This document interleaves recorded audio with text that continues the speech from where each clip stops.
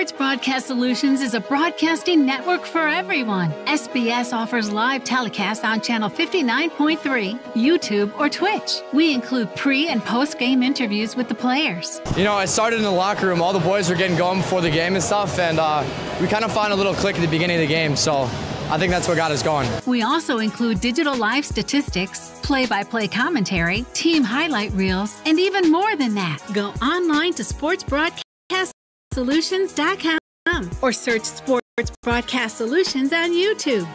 A broadcasting network for everyone.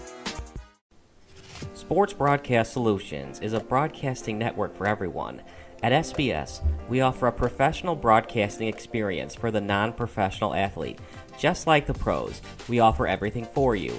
Play-by-play commentary. A no-hitter at Kane County Stadium. 15 strikeouts, 1 walk, 1 error, and that's it. Color commentary, highlight reels, recruiting videos, and much, much more. Unlike our competitors, we zoom in on the action and always have a live scoreboard with a live time code. If you're ready to have your next sporting event feel like CBS Sports, then make sure to call Sports Broadcast Solutions today. Our phone number is 30-957-7653, or you can go online to sportsbroadcastsolutions.com. SBS, a broadcasting network for everyone. Missing your child's sporting event just stinks, but you don't have to worry about that anymore thanks to Sports Broadcast Solutions. SBS is a live broadcasting network, as well as covering your on-demand needs, recruiting videos, highlight reels, and much, much more. We can broadcast live to any website, and we also post as much on-demand content as you need. For more information about SBS, check our website, sportsbroadcast.com. Sports Broadcast Solutions, a broadcasting network for everyone. Sports Broadcast Solutions is a broadcasting network for everyone. Let SBS broadcast your sporting event. We have experience and can generate excitement and permanent digital memories for your team. Tonight, that time, finally a goal for the Stampede! We have professional videographers using high-definition modern-day cameras, color analysts, and play-by-play announcers with state-of-the-art, classy graphical scoreboards to keep you updated. Plus, we have commercial advertise your team, club, or sponsor, and us. Plus, we do pregame and postgame interviews. Hi, everybody, and welcome to the postgame show brought to you by Marion Central Catholic. My name's Kyle Smith. Well, my name doesn't matter. These young ladies matter. It's senior night as the Hurricanes win a battle down the stretch, 48-46. Hi, I'm Carrie Kramer. I swim 50 breast, 50 free, and 100 back. Whatever your sports broadcast needs, we are at sportsbroadcastsolutions.com. Check us out and become part of the digital sporting world. Sports Broadcast Solutions is a broadcasting network for everyone. Instead of spending hundreds or thousands with all these college recruiting sites, let us put together your college highlight reel. For just a fraction of your potential college scholarship and significantly less than these recruiting services, we got this. In addition, we put together highlight reels for teams, including high school, your club team, or travel team.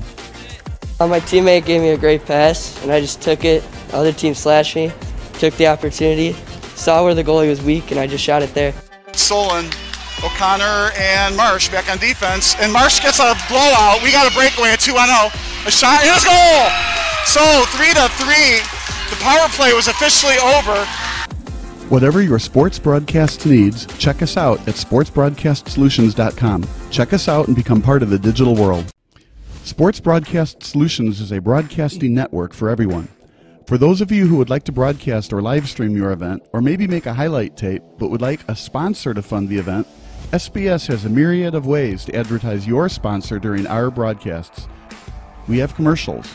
We have on-air reads by the announcers. Albatross Physical Therapy and Wellness specializes in pain-free. We have graphics, and we have watermarks. Finally, Sports Broadcast Solutions can create a commercial for you or your sponsor. Whatever your sports broadcast needs, we are at sportsbroadcastsolutions.com. Check us out and become part of the digital sporting world. Sports Broadcast Solutions is a broadcasting network for everyone. For those of you that just want raw footage of your sporting event, but no play-by-play or color commentary, you just need us to live stream video from the event over the internet. We will live stream your event on YouTube on our Sports Broadcast Solutions channel. In addition, we also have a dedicated channel on YouTube for live streaming at SBS Livestream. And if you need multiple channels, we can utilize Facebook Livestream and Instagram Live on our channel as well. Options include commercials from your sponsors, professional scoreboard graphics are still available, and of course, yes, pre- and post-game interviews are available as an option if you want. We've been working really hard this whole summer and stuff. Whatever your sports broadcast needs, we are at sportsbroadcastsolutions.com. Check us out and become part of the digital sporting world. Sports Broadcast Solutions is a broadcasting network for everyone. We broadcast sporting events for people of all ages, including adult leagues, high school leagues, and kids. Complete with professional-looking graphics, broadcasters, color analysis, and commercials. We do pre- and post-game interviews with the players. In addition, Sports Broadcast Solutions does highlight films, including college recruiting reels, highlight films you'd see on sports news programs, and just simply highlight films for fun. Sports Broadcast Solutions also provides raw footage and live streams if you'd like. Subscribe to us and listen to our professional talk videos about relevant topics in the pro and college ranks. Whatever your sports broadcast needs, contact us at sportsbroadcastsolutions.com and become part of the digital world. This is Sports Broadcast Solutions, a broadcasting network for everyone. Check us out at sportsbroadcastsolutions.com and become part of the digital sporting world.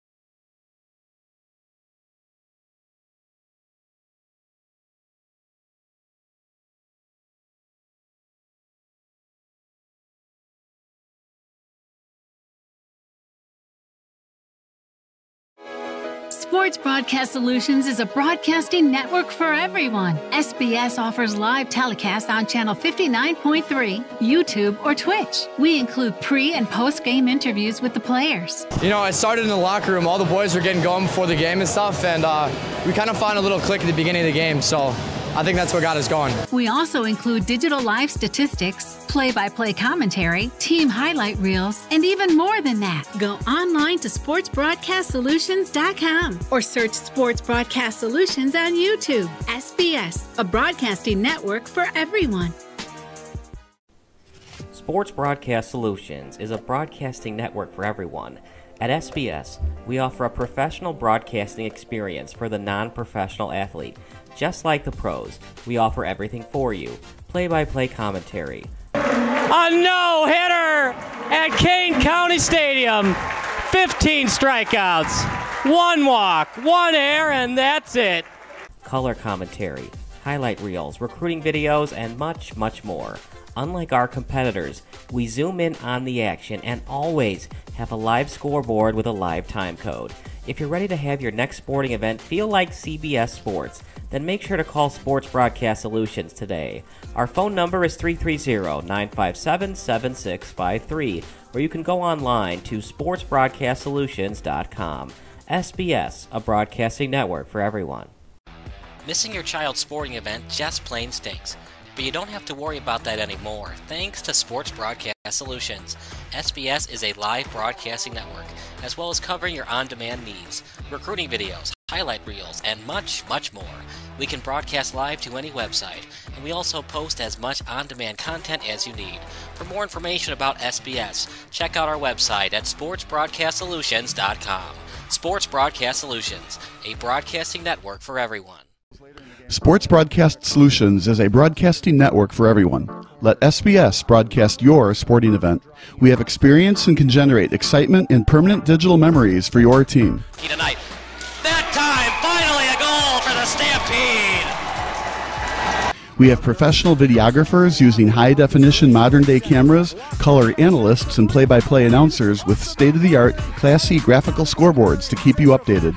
Plus, we have commercials to advertise your team, club, or sponsor, and us.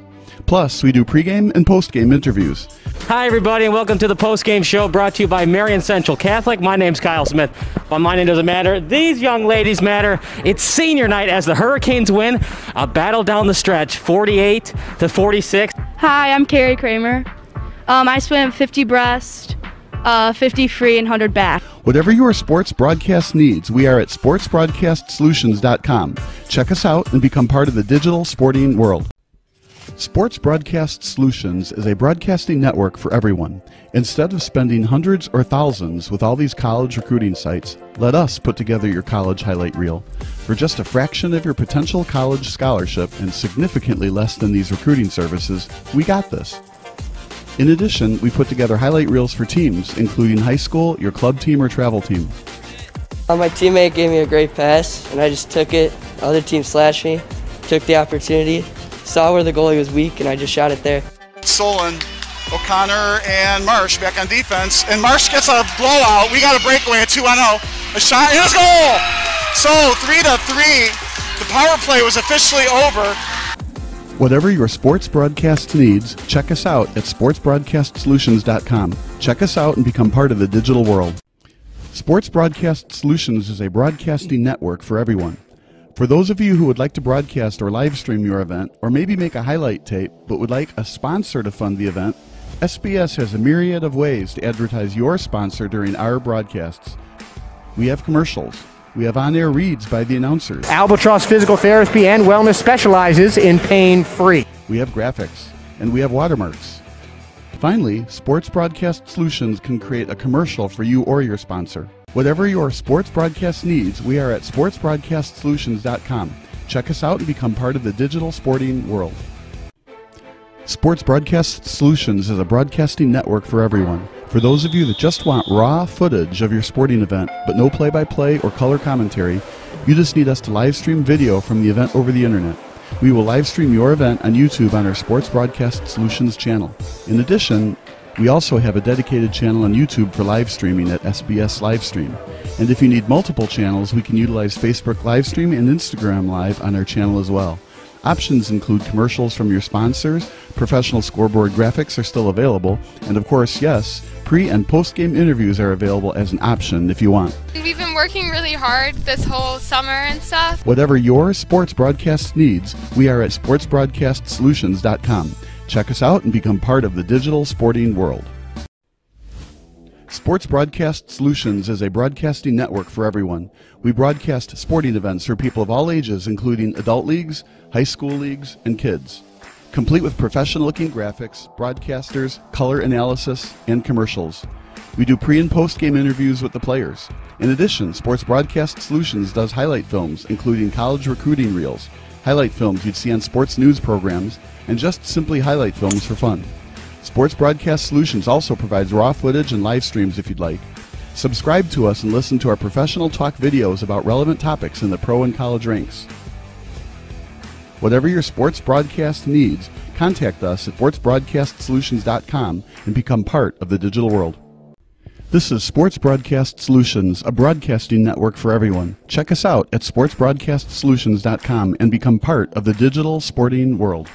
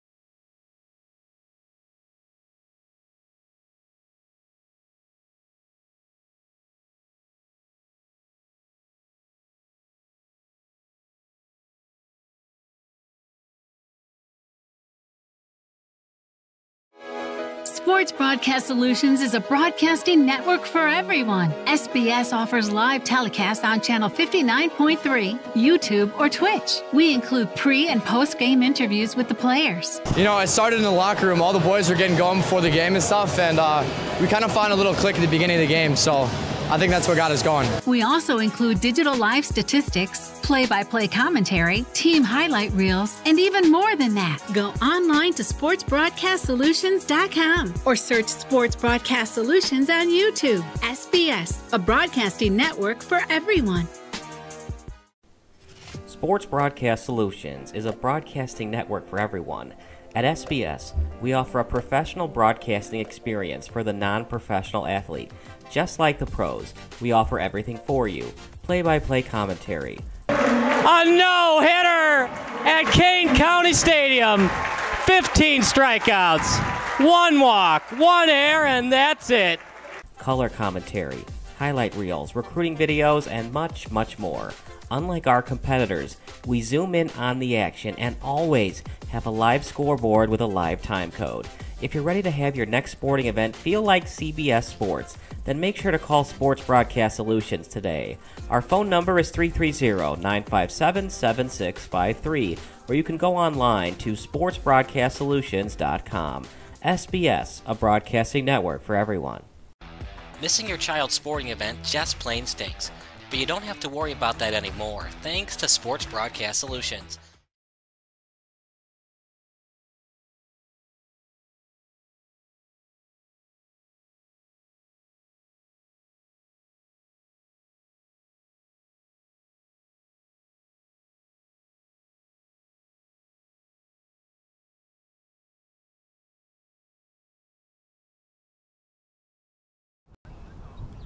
Welcome to the pregame show brought to you by Sports Broadcast Solutions as we are here today for Chicago City taking on Des Moines. I'm joined right here to my left, Cade Hagan. And Cade, this is a huge game for you guys against Des Moines, who have been the standard of USL 2 for the past few years.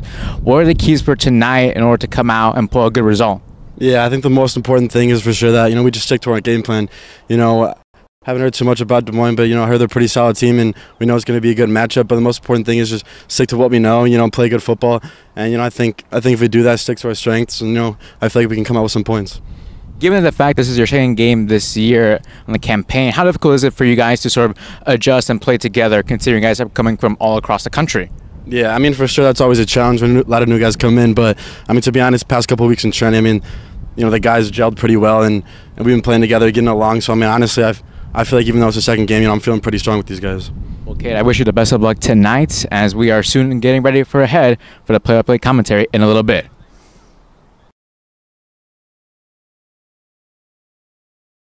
Is a broadcasting network for everyone. SBS offers live telecasts on Channel 59.3, YouTube, or Twitch. We include pre- and post-game interviews with the players. You know, I started in the locker room. All the boys were getting going before the game and stuff, and we kind of found a little click at the beginning of the game, so I think that's what got us going. We also include digital live statistics, play-by-play commentary, team highlight reels, and even more than that. Go online to sportsbroadcastsolutions.com or search Sports Broadcast Solutions on YouTube. SBS, a broadcasting network for everyone.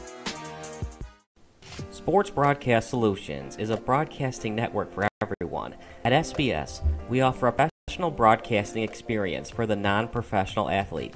Just like the pros, we offer everything for you. Play-by-play commentary. Another at Kane County Stadium. 15 strikeouts, 1 walk, 1 error, and that's it. Color commentary, highlight reels, recruiting videos, and much, much more. Unlike our competitors, we zoom in on the action and always have a live scoreboard with a live time code. If you're ready to have your next sporting event feel like CBS Sports, then make sure to call Sports Broadcast Solutions today. Our phone number is 330-957-7653, or you can go online to sportsbroadcastsolutions.com. SBS, a broadcasting network for everyone. Missing your child's sporting event just plain stinks. But But you don't have to worry about that anymore, thanks to Sports Broadcast Solutions. SBS is a live broadcasting network, as well as covering your on-demand needs, recruiting videos, highlight reels, and much, much more. We can broadcast live to any website, and we also post as much on-demand content as you need. For more information about SBS, check out our website at sportsbroadcastsolutions.com. Sports Broadcast Solutions, a broadcasting network for everyone. Sports Broadcast Solutions is a broadcasting network for everyone. Let SBS broadcast your sporting event. We have experience and can generate excitement and permanent digital memories for your team. Tonight. That time, finally a goal for the Stampede! We have professional videographers using high-definition modern-day cameras, color analysts, and play-by-play announcers with state-of-the-art, classy graphical scoreboards to keep you updated. Plus, we have commercials to advertise your team, club, or sponsor, and us. Plus, we do pregame and postgame interviews. Hi, everybody, and welcome to the postgame show brought to you by Marion Central Catholic. My name's Kyle Smith. But my name doesn't matter. These young ladies matter. It's senior night as the Hurricanes win. A battle down the stretch, 48-46. Hi, I'm Carrie Kramer. I swim 50 breast, 50 free, and 100 back. Whatever your sports broadcast needs, we are at sportsbroadcastsolutions.com. Check us out and become part of the digital sporting world. Sports Broadcast Solutions is a broadcasting network for everyone. Instead of spending hundreds or thousands with all these college recruiting sites, let us put together your college highlight reel. For just a fraction of potential college scholarship, significantly less than these recruiting services, got this. In addition, we put together highlight reams, including your club full team. My teammate gave me a great pass, and I just took it. Other team slashed me. Took the opportunity. Saw where the goalie was weak and just shot it. Solon, Connor, and Marsh. Defense gets we got a breakaway, a shot. So 3-3. The power play was officially over. Whatever your sports broadcast needs, check us out at sportsbroadcastsolutions.com. Check us out and become part of the digital world. Sports Broadcast Solutions is a broadcasting network for everyone. For those of you who would like to broadcast or live stream your event, or maybe make a highlight tape but would like a sponsor to fund the event, SBS has a myriad of ways to advertise your sponsor during our broadcasts. We have commercials. We have on-air reads by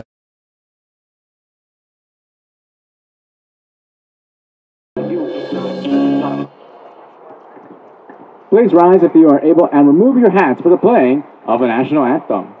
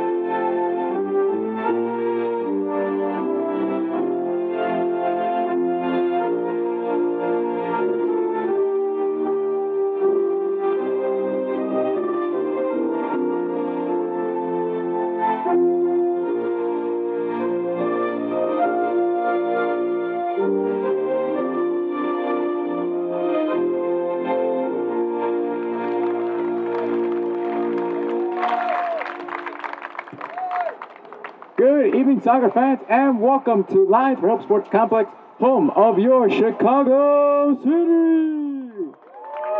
Tonight, Chicago City welcomes their USL 2 opponent, the Moines Menace. Here is the starting 11 for the visitors. Number 1, Ryan Troutman. Number 2, Jesse Williams. Number 3, Corey Cupid.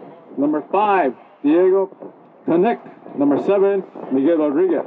Number 10, Lagos Canuga. Number 12, Luca Nedick. Number 14, Henry Zach. Number 18, Elia Gorthorpe. Number 20, Haruki Yamazaki. And number 26, Adrian Yamiro. And now, the starting 11 for your Chicago City. Number 6, Axel Alejandre. Number 7, Ernest Mensa Jr. Number 10, Bryce Levens. Number 11, Sammy Giraffe. Number 18, Lucas Endor. Number 19, Oscar Duesco. Number 21, Matthew Sononu.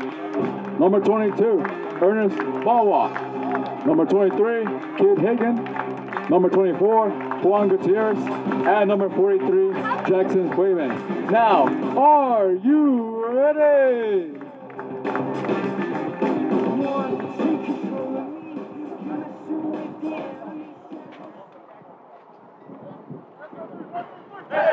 Good evening, everybody. It is 6:59. We're good. How do you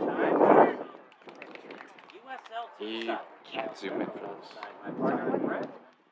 We have to just Austin, it's your debut on play-by-play commentary for Chicago City SC Soccer, so have a good one. It should be a good match tonight as Des Moines is 4-0 on the season. Chicago trying to pull off the upset. Absolutely, Kyle. This is going to be an absolutely wonderful match and a big test here for Coach Charlie Latchell and the Chicago City SC crew to figure out and see if they can be one of the most intimidating semi-professional soccer clubs in the entire nation in Moines Menace. They have been on an absolute tear for the past couple of years, having gone undefeated in the regular season for the past 2 seasons, have not lost a regular season match since June 30th of 2021 in regular season. So it would be a big test here to see if all these players are ready to be an intimidating opponent. Taking the kick, the Chicago City number 19, Oscar Duesco. Here we go. It's Chicago City in the blue against Des Moines in the black. Already an early penalty there for Chicago City. Des Moines will have an opportunity here. The yellow already given against City. Early booking. Not even a single minute into this match. Obviously, the City players here are upset about that one, but Des Moines now has an opportunity to score very early on here, close right on that very edge of the box. City setting up a very sneaky maneuver here, having an extra run behind the back line there. Lining up quickly to Des Moines is number 18 there, Elliot Goldberg. He had one goal in his last match when they played at Dutch Lions just 2 days ago. Yeah, he was the guy that head coach Charlie Latchell III told us to look out for, one of the best players, if not the best player in the Heartland Conference. Look, you're 4-0 for a reason. Bill Parcells always told us you are what your record says you are. This is the team to beat in Heartland. It's up to Chicago to get it done at home. Goldberg's kick, not quite enough there, but a sucker there for Chicago City SC. That's really a tough scene there, but Juan Gutierrez open for the team there, right there in the middle. In his second season for Chicago City SC. Yeah. It's clearly visible hurt. Right. So. Yeah. It's going to hurt. That's why some soccer players will wear the protective gear. Yeah, it's going to hurt when you're hit right in the ball, but you have to take one for the team. If you're not going to take one for the team, you've got to get out of the way quickly and help your goalkeeper see the ball so it's not screened out in front. So yet another set piece coming up here for Des Moines. They had this corner screaming in the middle, but easily recorded away. Gutierrez was sitting on that header and shipped away.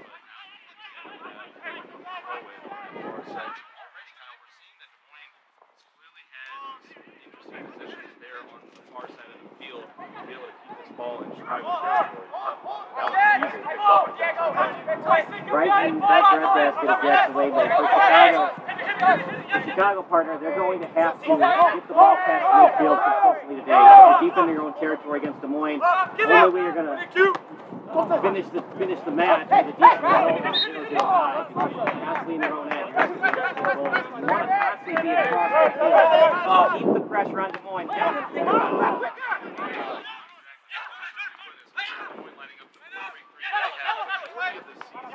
already doing so yet again for tonight. We would expect Chicago City to actually be able to perform well against that balanced attack as they also took the 4-3 that Coach as well. But a lot of very physical play there on the far side of the field.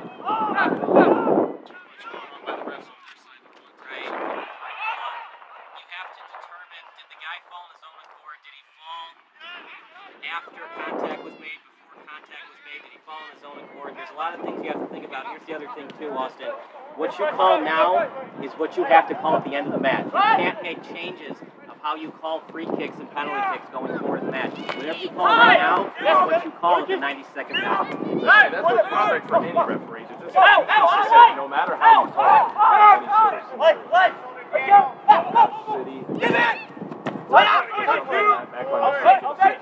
Easily picked up there by the captain, Corey Cupid, for keep him there! Keep him there!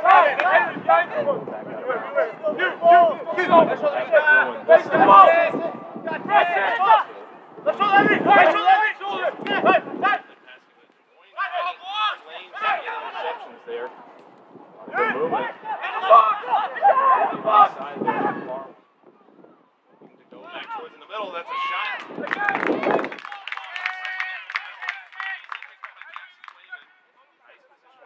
On that near side post.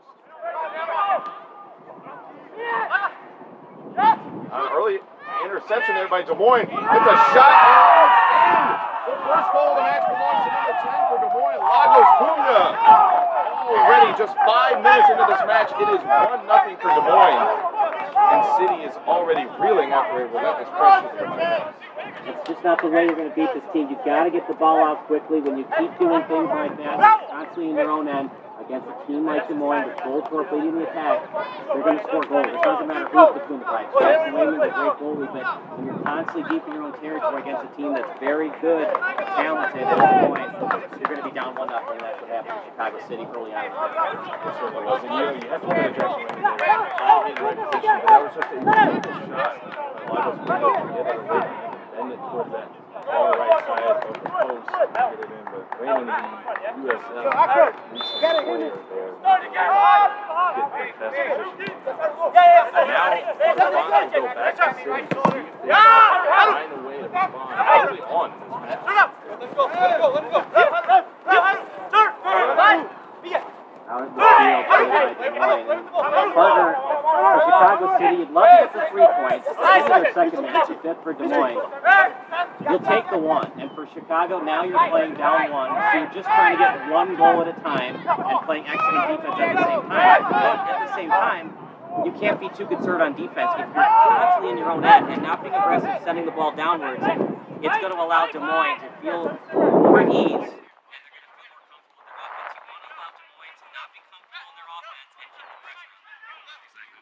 Passes right there in the midfield are going to make it critical for Chicago City to see. They're able to maintain that pressure as Des Moines trying to find something on that far side edge of the pitch. City's able to thwart that one easily. Get that away, but still, relentless pressure from the Menace. Staying on that ball. A big cross comes over towards this near side.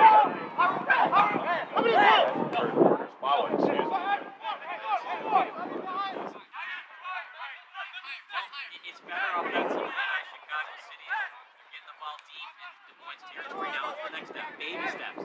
We don't want to feel overwhelmed. The standings would tell you, yes, this team is better than us, but at the same time, you are at home, so you know this pitch more than Des Moines. Constantly keep the pressure on them, get shots at that 90-degree angle. Anything less than 45 degrees, you don't want the pressure on Des Moines. Exactly. So especially with this being a rugby pitch, you would expect to see a lot more interplay on the middle parts of the field, as it is a much skinnier pitch than you would expect from typical soccer dimensions, as this is still a very beautiful complex for Alliance for Hope Sports Complex. And you don't want to play it too much on the near sideline because the rope is about 10 meters away, so it does get dangerous for those slide tackles on the sideline. Chicago knows that a little bit more than Des Moines, so Chicago is going to play it closer to the far sideline and towards the middle of the pitch versus the near sideline. Certainly so, and especially even though that far sideline does have those benches just right there, very close to those end lines, you would definitely expect them to keep maintaining the pressure on that side particularly, especially with those coaches being right there to be able to talk to them in any sort of scenario. But that one goes out already for Des Moines. It'll be an easy goal kick coming up for Jackson Wayman. But, you know, Kyle, for moving forward in this match, although City is already down 1-0 early on, what exactly are some of the things that they need to change moving forward to continue, like you mentioned earlier, to put those balls closer towards the opposing goalkeeper in Ryan Troutman? Quicker passes, keep Des Moines off their toes, and be creative with the passes. Sometimes in soccer, what you'll see a midfielder pass to another midfielder and then loop around him. Be creative with your passes. Keep Des Moines on their toes and have them second guess what you're doing. If you're just passing back and forth, not being creative, not moving around, station to station soccer is not going to be the way to beat Des Moines tonight. Certainly so. These quick, clean passes right here on the near side are something that you would expect Chicago City to do. Crowd around that ball and not allow Menace to actually have any sort of open lanes to find any sort of striking positions available. But now we see City moving back towards their own area just to be able to regroup, refocus, and retool and get the ball back over towards that opposing goalkeeper. Yeah, that's definitely by design. Wayman's got a decent boot. Not the hang time you'd love, but he's got a nice line drive kick. And like I said, they want to clear it quickly, and they want to get the ball down into Des Moines' territory quickly, so they're constantly keeping the pressure on their defenders, and hopefully they'll start making mistakes with their passes. Chicago will steal and will lead to shots on goal. Exactly. So, and with the amount of D1 players that you will see on the pitch, especially in this match, you would certainly expect players such as Moines Menace, who was one of the speediest players that City had in the last win that they were playing in with Springfield.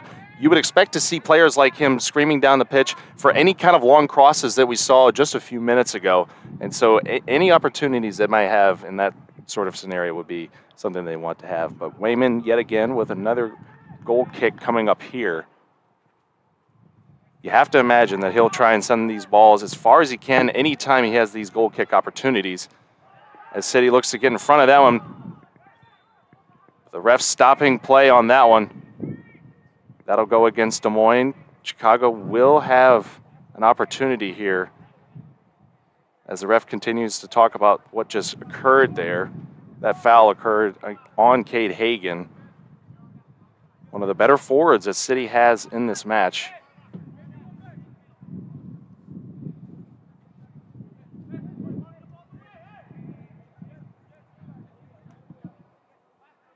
And now after some clarification from the referee, Ernest Bawa on that far side and Hagan will be lined up right next to that marker spot that the ref has there. And you have to imagine now for City going forward with this opportunity that they will have to be able to get some sort of pressure against Troutman, who really has not had too much going his way relatively. But we'll see what they can do. Here's a far strike just off the top of the post there for Ernest Bawa. Didn't go the way that he planned.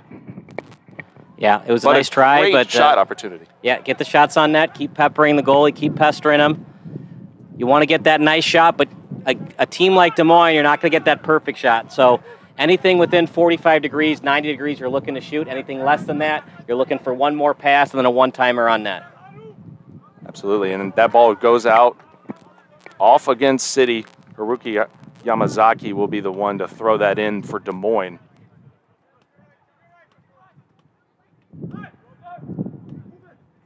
Here on this near side of the pitch, you'll see Ernest Menace facing up against Yamazaki. An interesting battle that could be occurring throughout this entire match. We'll have to see how City responds. And a tough tackle there by City allows another goal kick to happen there. Not too much pressure against Jackson Wayman there in the back of the net. He'll have another big opportunity to send that ball towards the Des Moines side of the pitch.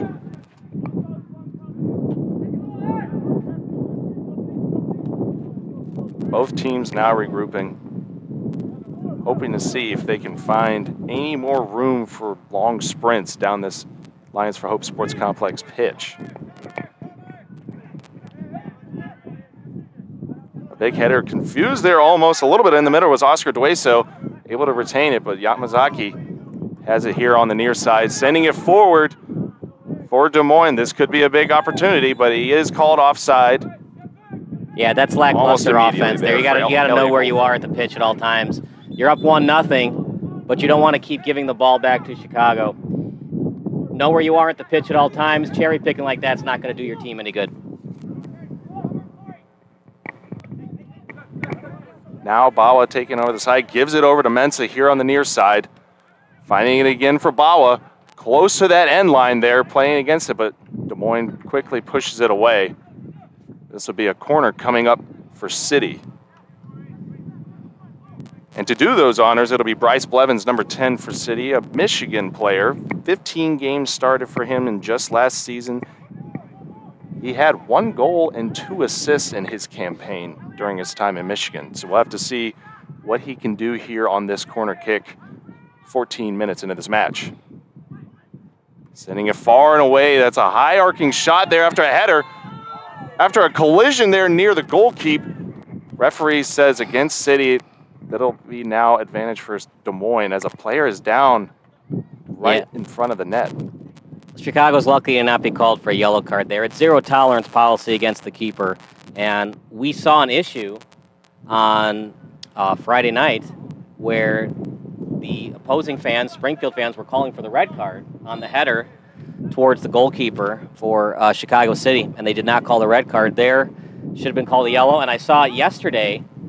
They called a red card against the goalkeeper for going at the ball, but he missed the ball, and he slid tackle the legs, and they called a red card outside the box. So it's zero tolerance policy, both for the goalies and the goalies going at the forwards.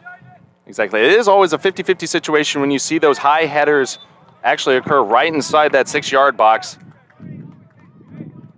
But now City again finding themselves a little bit more into the Des Moines territory. They seem to be finding a little bit better footing, trying to right the ship after having that early goal go against them not 5 minutes into this match.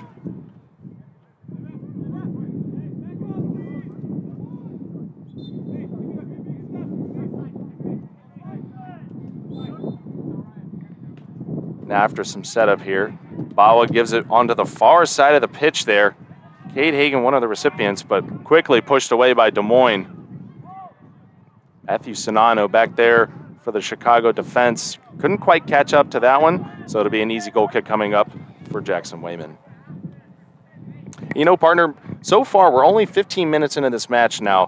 What exactly does Chicago City, what have you seen from them that's improved from early on in this match that they may not have done earlier? They're getting the ball down quicker. They're allowing their goalkeeper on these goal kicks. They trust in him, getting the ball down quick. He's not great on the hang time, but he gets it down the pitch quicker than some of the other goalkeepers on the Chicago City team. Quicker passes and creativity with the dribbling, which is keeping these defenders second-guessing what's happening and allows passes out in front. And a great save there by Jackson Wayman, getting right in front of that pass. Matthew Sonanu was traveling right against some of those strikers for Des Moines. But good heady play there by Wayman to get in front of that ball and not allow Goldthorpe an opportunity to shoot. That would have been the game. If they had scored there, I don't see Chicago scoring 3 unanswered goals. Could they have scored 2 unanswered and kept Des Moines at bay the rest of the night? It's possible, but highly unlikely. So for Chicago, if you're going to win this match, you'd likely want to score twice, not give up any more Des Moines goals. If Des Moines is going to score again for Chicago, you're thinking a 2-2 draw. Certainly so, partner. And with them having an undefeated season just last year and already undefeated again this year, if you're Chicago, at the very least, you would be overjoyed if you can at least come away in this match with a tie. So anything to amount to a tie or a draw, per se, would be something that would be absolutely monumental. As we mentioned earlier in this broadcast, that Des Moines has not been defeated in regular play in almost 2 years, partner. Yeah, defend your home turf. Get as many wins as you can on your home turf. And then, at the very least, tie on the road. Obviously, if you can win as many road matches, do that. But try to avoid having a bad road record. I hate to make the analogy to other sports, but that's what did in the Golden State Warriors this year. Just a terrible road record. It hurt them in the playoffs. If you can find a way to be 500 or better on the road, games like this, you're at home, you know the pitch more than Des Moines. If you can figure out a way to get a draw, it's going to help your chances of making the postseason. Absolutely. And with this being the Windy City, you can already feel this cool, calm breeze going over this beautiful day, really, this magnificent Sunday for Memorial Day weekend. Right. And you would have to imagine these players are keeping that factor in mind as Des Moines tries to make a push there in the middle of the box. But over there on the far side is Juan Gutierrez yet again for the Chicago defense, getting in front of that one.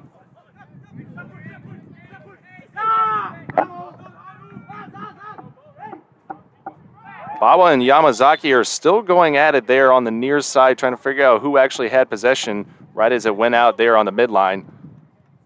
But the referee does rule it for Chicago as a throw-in. Ernest Mensah will be the one to do the honors. So, partner, if we are Chicago City SC, you have to imagine that they're going to try and continue these short passes that they've done, getting those triangular formations to not allow the Des Moines Menace to actually be able to intercept it. But really, those long crosses have worked only a couple of times this far. They sure have. And for Chicago City, look, try to get the ball away from the center when you're on defense. When you're on offense, once you get inside that 40 meter, so the 40 meter is that little crosser, dotted lines that you see, and then the 22 is the straight line. So when you get inside the 22 meter, shoot right away. And then when you get inside the 40, quick passes to get it out in front, help out your forwards, give them confidence so they can feel confident shooting at the 20 meter instead of the 10 meter.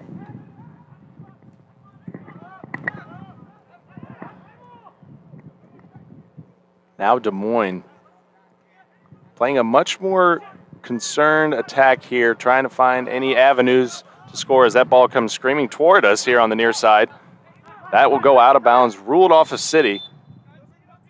But Des Moines is moving too quickly there as Corey Cupid has almost upset the ref there as he tried to get that throw in a little too quick there, partner, for the captain. So now Des Moines will elect another player for a throw in there. It'll be Yamazaki. It's never when you're ready, it's when the ref's ready. But look, sometimes refs are ready for those kind of quick throw-ins. Other times, it really just depends how in shape the refs are. We have some decent ones. Most of these refs are in shape, but not as good as the MLS refs.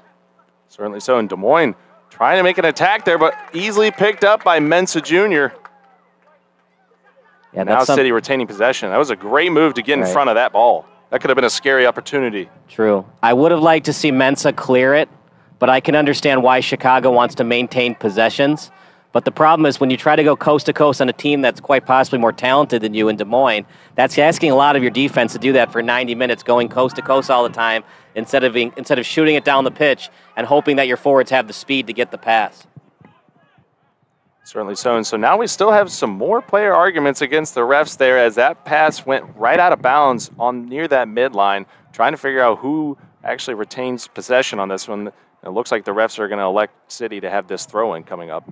Big. Anytime that Chicago can steal possessions, and I say steal possessions because excuse me, partner. Hey, it looks like Des Moines will actually be the ones.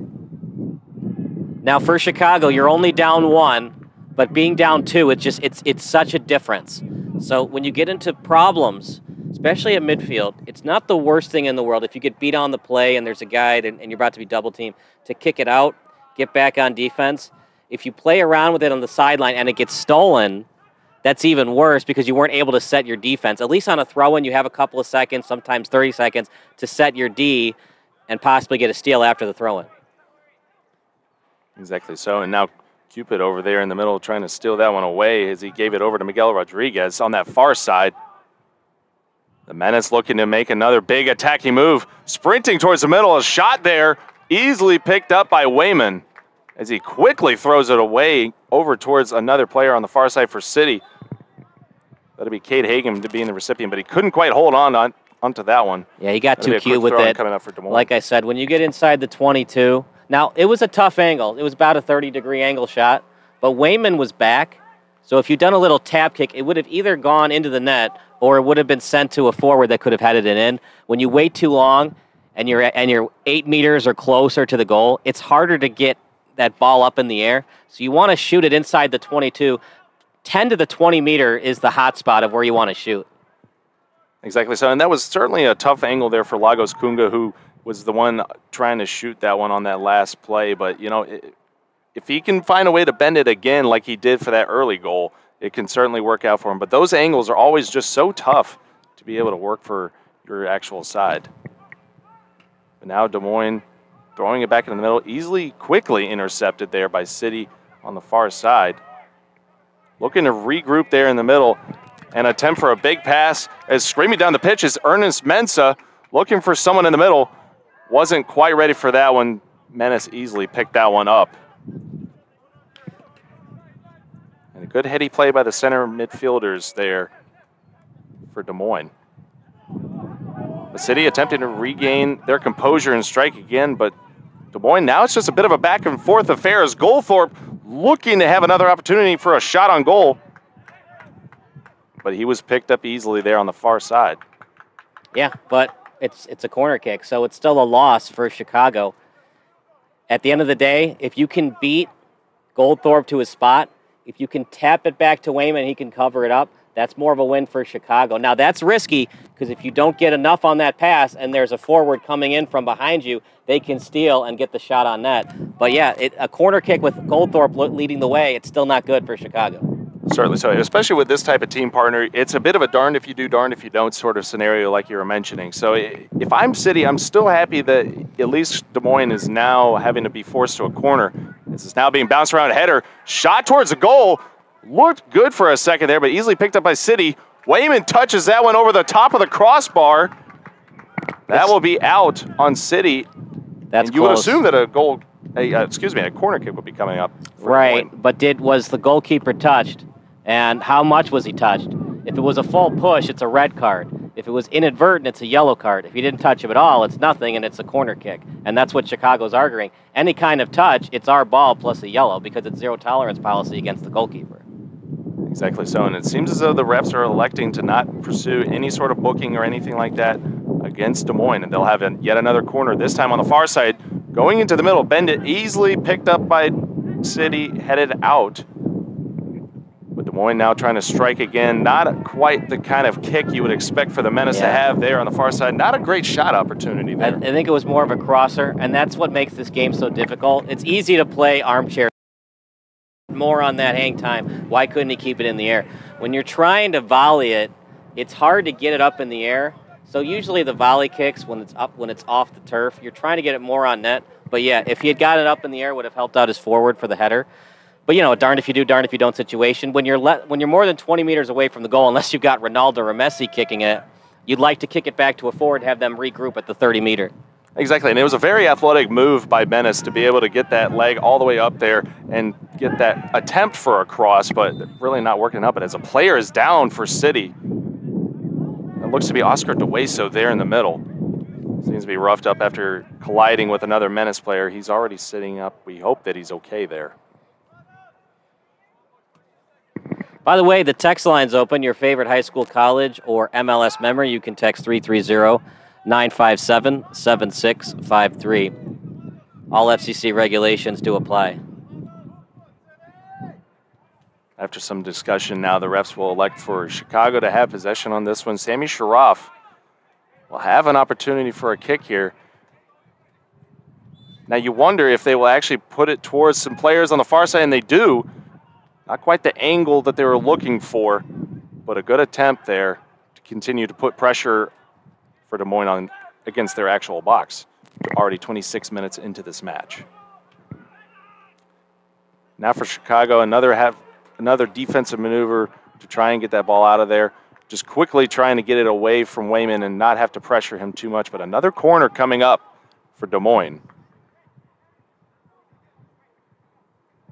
And yet again, it will be Elliot Goldthorpe, the one to do the corner kick honors.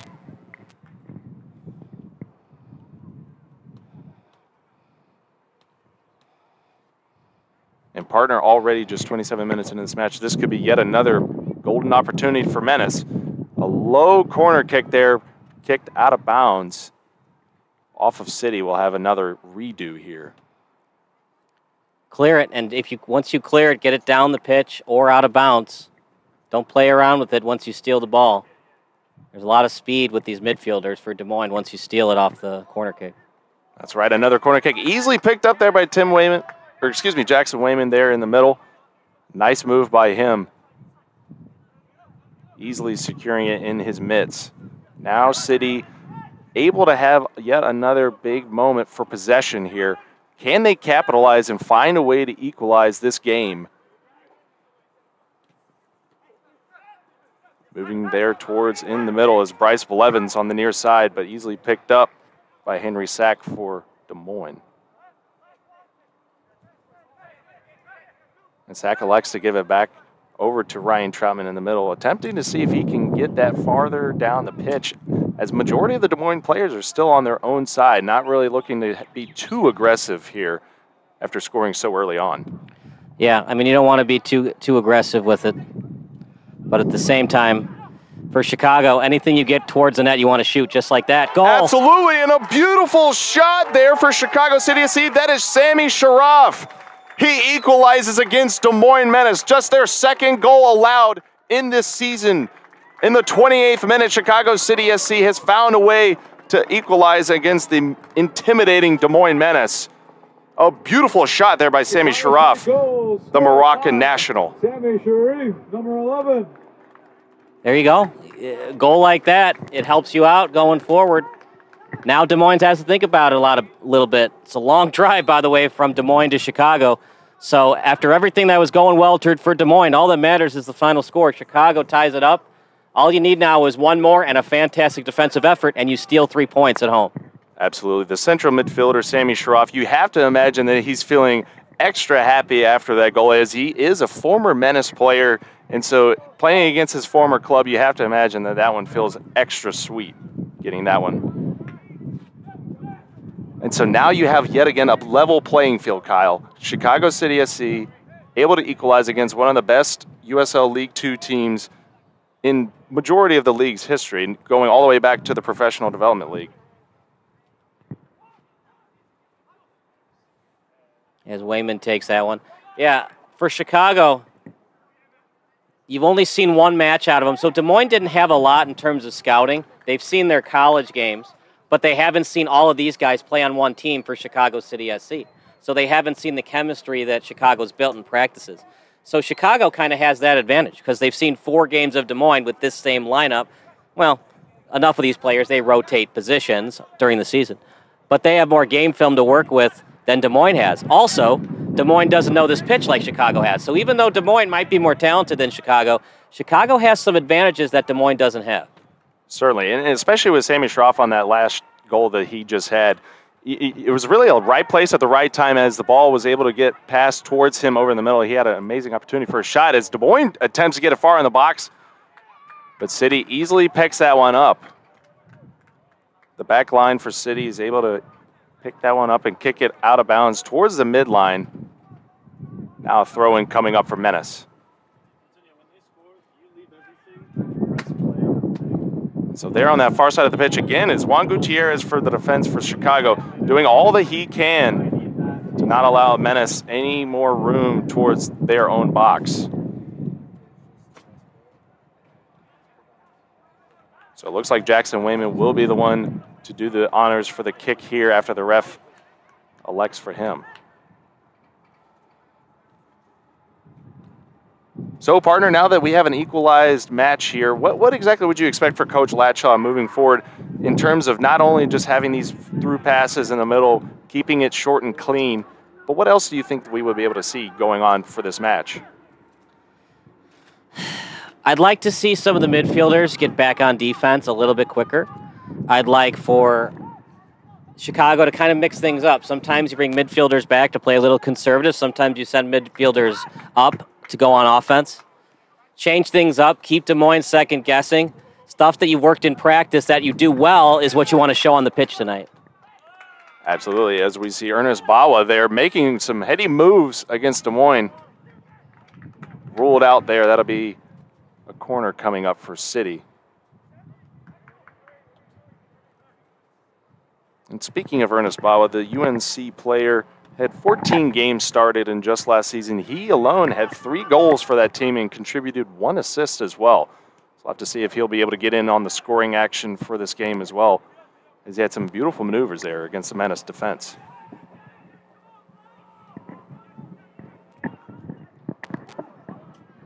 And yet again there, partner, we see City and Des Moines playing on that far midfield approach on the pitch. As now Ryan Troutman will be the one to kick it over back towards the Menace defense. Yeah, you can see Des Moines. I'm not going to say they look discombobulated, but it's taken them more time to get the ball up than we saw the first 10 minutes of the match. That was a beautiful pass, though. Just got too much on it. But, yeah, you can see that Chicago, after scoring that goal, they definitely have the momentum. And for Des Moines, they don't look as crisp with the passes as we saw the first 10 minutes. Now, soccer is a very long game. So all that matters is Des Moines has to score 1 more goal and not give up any more. But how do they do that? Do the things that they did well in the first 10 minutes. And the old saying that Vince Lombardi said, perfect practice makes perfect. So whatever Chicago and Des Moines have done in practice that's perfect or close to perfect, that's what they're going to do going forward. They're going to do what they're comfortable with their midfield passing, with their offensive plays past the 22-meter, and the same thing goes for Des Moines. Absolutely, partner. And as we see there in the midfield, yeah, that'll be an easy call there for the ref on that one. Jersey tugging there by Menace. City will have possession on that one. And it looks as though the referee will be booking Des Moines on that one. It looks as though number 20, Haruki Yamazaki, will be the one to get booked on that one. The first yellow card of this match here. It's been chippy for both teams, and we saw, remember that kick at the 20-meter that went on net, and it looked like Wayman was touched. They didn't call that. Then we had the opposing side where, in my opinion, I thought it should have been a yellow card against Chicago. I think Chicago got away with that. I think the refs finally know, look, I think we've let too much go. It's starting to get bad. We got to set the precedent, otherwise it's going to get worse. Certainly so, and it's been a very physical game thus far in this match. I mean, you can definitely tell that obviously the speed alone will help these players get some separation, but overall, there's been a lot of good tackles by both sides to not allow possession there, and a quick shot there by Menace, picked up by Jackson Wayman. Nice maneuver by him to get low on that ground and not allow it into the net. But Des Moines making the adjustments. Remember we talked about how Lagos, he was too close to the goal when he shot. Des Moines learned that, and their forwards are now shooting. Once they just get inside the 20-meter, they're shooting. As long as it's within that 45-degree angle, they're shooting, and they're hoping for rebounds. They don't get the rebound, but there was so much velocity on that shot, it forces the corner kick, which is what Des Moines is so good at. Absolutely, and now Des Moines, yet another corner set piece here for them coming up. Having a majority of their strikers and midfielders playing high in the box, but low arcing shot there for them. Not allowed for that to go forward. Now City retains possession on the far side, looking for any opportunities to continue moving that ball towards the net against Ryan Troutman for Menace. So Des Moines trying to regroup here as Corey Cupid gets that one here on the near side. But you have to imagine now Des Moines not necessarily reeling after that, letting up that goal there, but they're definitely going to be thinking about that one quite a lot as we're almost 10 minutes near the end of this first half. 36 minutes already passed in this one. And a big battle there on the far side. That one will be ruled off of Des Moines. City will retain it. That battle was between Cade Hagan and another Menace player on that far side. The difference between a rugby pitch and a soccer pitch. Rugby, there's not a lot of sideline play. Once the ball goes out, it goes out. Soccer, you'll do those lead passes to the sideline. And for some of these players, Chicago City included, college pitches that have a lot more area past the sideline, it's not here. There's gravel 10 meters away from the near sideline. The far sideline, the benches are, 5 meters away from the far sideline? Yeah. So it's different, and both teams are adjusting, especially for Des Moines that doesn't practice on this pitch. And these are the little things that go into play. That's why football stadiums, baseball stadiums, hockey arenas, there's certain types of home field advantages that can come into play, even with a team like Des Moines 4-0. It affects them a little bit. Exactly so, and they play at a very nice stadium in Valley Stadium in West Des Moines, and so certainly they know the dimensions are just right for a typical soccer pitch. So coming here to Lions for Hope Sports Complex, any team would have to exactly adjust, like you were saying, for playing on a skinnier pitch, just about the same length for any soccer field. But yeah, this pitch particularly skinny because it is some of these rugby dimensions. So Des Moines still trying to figure that out as they play a lot towards the sidelines, as City has as well.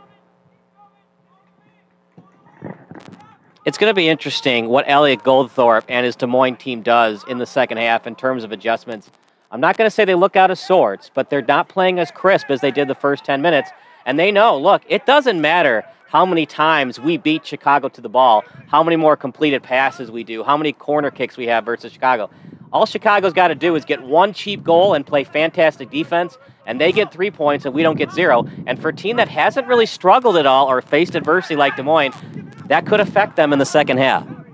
It certainly could, and just conceding their second goal only on the season, having already played 4 matches, you have to imagine, yeah, they would definitely have to find ways to regroup and be able to get Goldthorpe as well as Lagos Kunga, who already scored in this match, some more opportunities for shots on goal.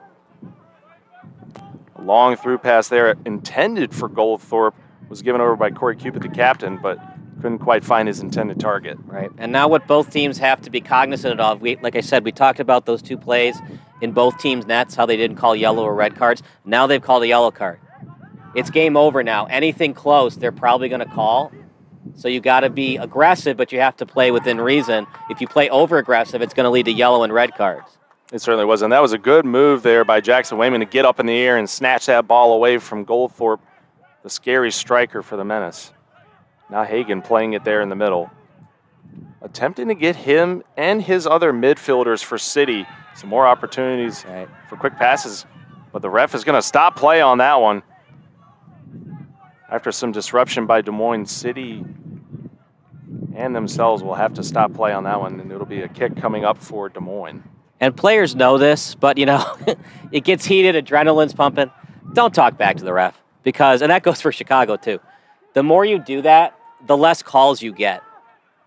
So you can argue your case, but if you constantly do that, it's not going to help your case later on in the match. And a big collision there in the middle. City's still able to get this. A big shot coming up. Not quite on the right footing there.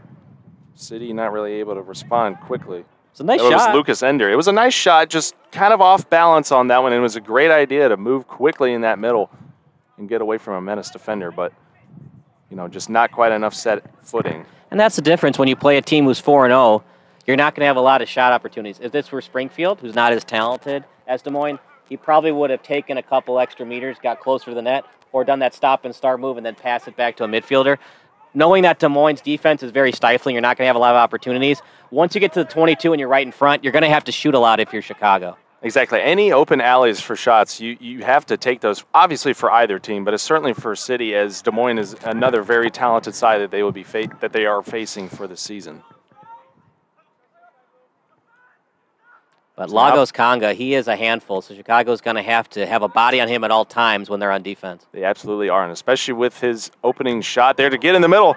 A shot attempt almost on net, just couldn't quite get the right angle there for the Menace. An opportunity missed by them, and a big sigh of relief if you're a City fan. It's a good pass. And like I said, for Des Moines, the more you argue, man, it's not going to help your case. It was clean. The goalie wouldn't have pushed off. We'll know. Like I said, we saw it on Sunday afternoon for the Chicago House AC game. They called the red card, and they called it right away on the goalie. So the ref is watching it. He's standing pat. He's in the right spot to watch it. If he doesn't call it, move on. Same thing goes for Chicago. The more you argue your case, and soccer can be a very subjective game when it comes to reffing, you're not going to get calls if you keep doing that. Exactly. And Miguel Rodriguez was the one on the intended target on that one, but he just couldn't quite get the best angle on that one. But he did have a goal just last match against Dutch Lions, so he obviously wants to make this road trip count and wanted that one badly. But now City trying to respond yet again here, looking to make something happen on that far side of the pitch, easily picked up there by Jesse Williams for Des Moines. Now to do the throw-in will be Juan Gutierrez, one of the stars of the match really for Chicago, although he's not going to be showing up too much on the stat sheet necessarily, but his defense has really been impressive, getting interceptions as well as trying to make it really tough for those Des Moines Menace in the midfield, as this is his second season with Chicago City SC. Defense and goalkeeping, man, they're kind of thankless positions. You don't see all the highlights on SportsCenter with the goals, but they're very important. And especially in soccer, when you can get the ball out quick and you can set it up for your midfielders, it just changes the game. And you've seen that for Chicago. They're getting the ball up quick, and they're forcing Des Moines into positions they're not used to. Exactly so. And a player in Juan Gutierrez, you have to give him credit, as he played for UIC in last season, leading the team in minutes with over 1,500 with 16 games started. So obviously a very reliable player for Chicago City SC to have in that back line. Now City trying to play a little, not necessarily conservative, but good, clean passes, trying to make something happen. Now moving a lot quicker there. Setting something up there on the far side is a shot, but easily gotten in front of by Des Moines, kicked away quickly by them. It'll be a throw-in coming up for City. and Juan Gutierrez will do the honors there. If you're wondering a goal that would matter more for either team, I think Chicago needs this goal a little bit more than Des Moines, because Des Moines has a little bit more talent on offense than Chicago does. To score in the 44th or 45th minute, it would force Des Moines in a position they're not used to and would get them thinking about it, and they would feel the pressure. Being tied 1-1, knowing that Chicago hasn't had many opportunities on offense, they know, look, have we played a perfect game tonight? No, but all we got to do is score at least once, and we're getting the 3 points. That's all we want. We want the 3 points. We want to have 15 on the season after tonight. And for Chicago, if you can score again, then you can set up your defense at halftime knowing, hey, we'd love to score again to make it 3-1, but if we're up 2-1, all we need is a picture-perfect defensive effort, and we're going home with 3 points. Exactly. And so for what we've seen earlier or later on in this first half, obviously the defense for Chicago City FC has picked it up even more so than we saw early on. As the fans here at Lions for Hope Sports Complex were not necessarily happy about that result there, but it'll be a throw-in for Yamazaki and Des Moines Menace. And a big play there on the near side for Miguel Rodriguez. That one wouldn't have had too much of a chance as he was right in line with the near post. I kind of like the idea, but if you're going to do that, you'd like to shoot that towards the far post. See if Wayman can get a piece of it. It deflects out to the right corner, and then you get a rebound try, or it deflects out in front of the net, depending on how well that Jackson Wayman can do his rebound control. But when you just shoot it off the side of the net, it's just a wasted possession. For Des Moines, and for Chicago especially, you're trying to avoid the wasted possessions. Exactly so, partner. As we approach 46 minutes in this match, you have to imagine, especially with all the stoppages and a couple of goals here, that the refs would be adding at least 3, possibly 4 or more minutes for added time. And so we'll have to see if either team can make advantage of that. On a big shot opportunity, just goes off the top of the crossbar for City. That could have been a goal of epic proportions to get in front of an intimidating Des Moines Menace team. Alejandre there for City, tried to get that in the middle, but couldn't quite find some good footing there in the middle. But City still retaining possession, trying to keep the pressure on against Menace, who are reeling there in their own box. A nice pass there over to Hagen, but intercepted quickly by Menace, and they're going to look to attempt to do the same. Good opportunity. Just got to capitalize on them. But for Chicago, you'd love to have the 3 points, but you'll take the 1. And for Des Moines, I think Des Moines would love to have the 3 points more than Chicago. You'd love to be 5-0-0 versus the 4-0-1. It's still okay to have the tie, but when you know that you've just done so well this season, you'd love to have the 3 over the 1. And for Chicago, they'll take the 1. They love the 3, but they'll take the 1. Exactly. So, in already 4 matches into the season for Des Moines, now this their 5th. Already a 15-goal differential for them, plus 15 in favor of them. You have to imagine that now that they are tied in this match already, but the referees do elect to have halftime already, ending 1-1. Chicago City SC and Des Moines Menace here at Lions for Hope Sports Complex. And Kyle, it has been a very thrilling match here. It sure has, and we're going to take a break. More soccer action and halftime analysis coming up on SBS.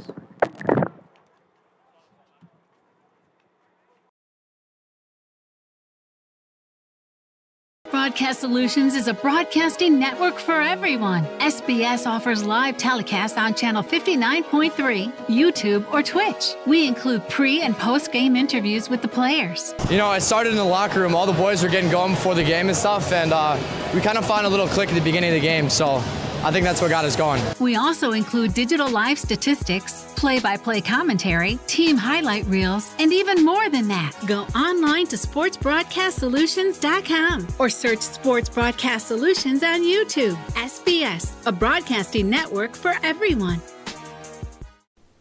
Sports Broadcast Solutions is a broadcasting network for everyone.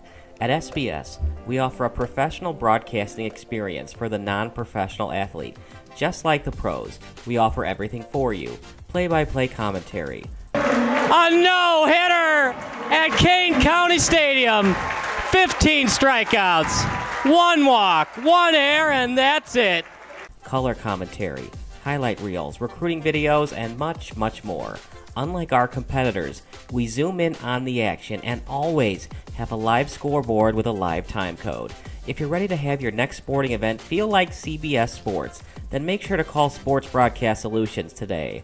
Our phone number is 330-957-7653, or you can go online to sportsbroadcastsolutions.com.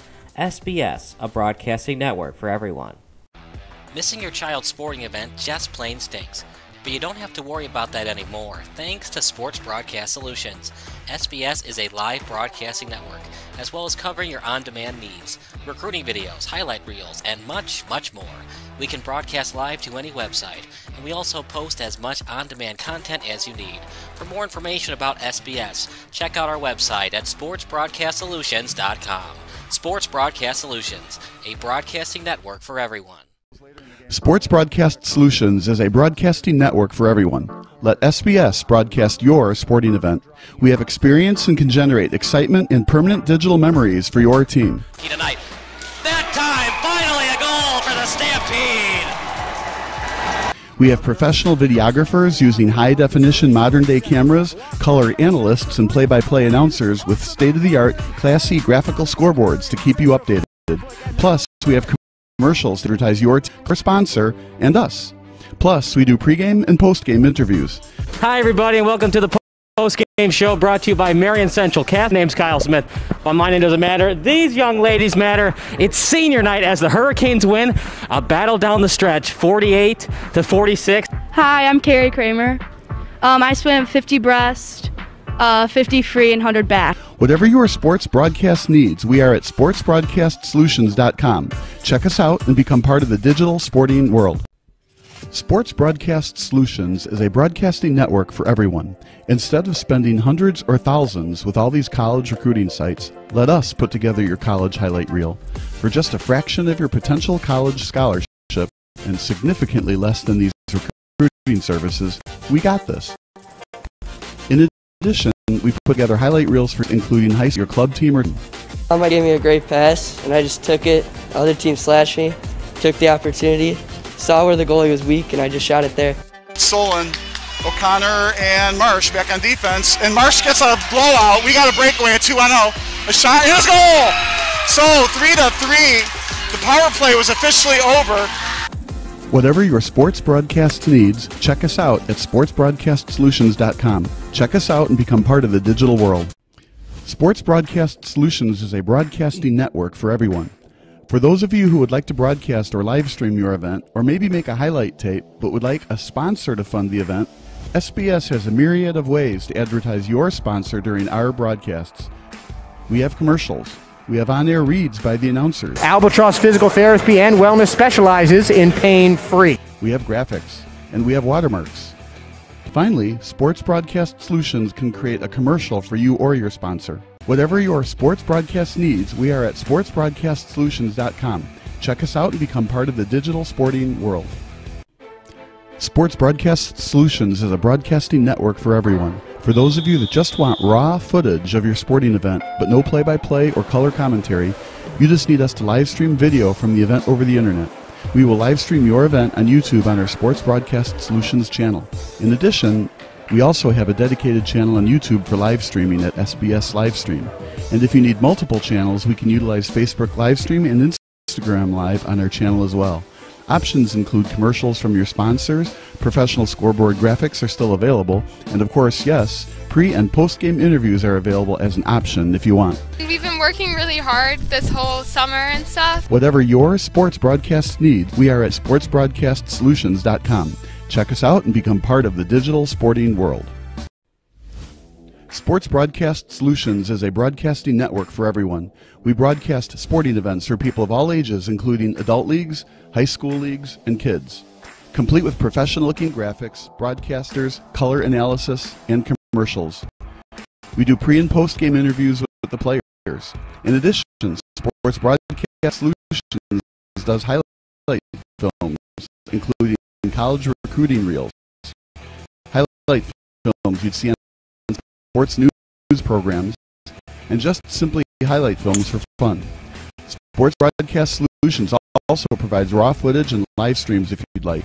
Subscribe to us and listen to our professional talk videos about relevant topics in the pro and college ranks. Whatever your sports broadcast Broadcast needs, contact us at broadcastsolutions.com and become part of the digital world. This is Sports Broadcast Solutions, a broadcasting network for everyone. Check us out at sportsbroadcastsolutions.com and become part of the digital sporting world.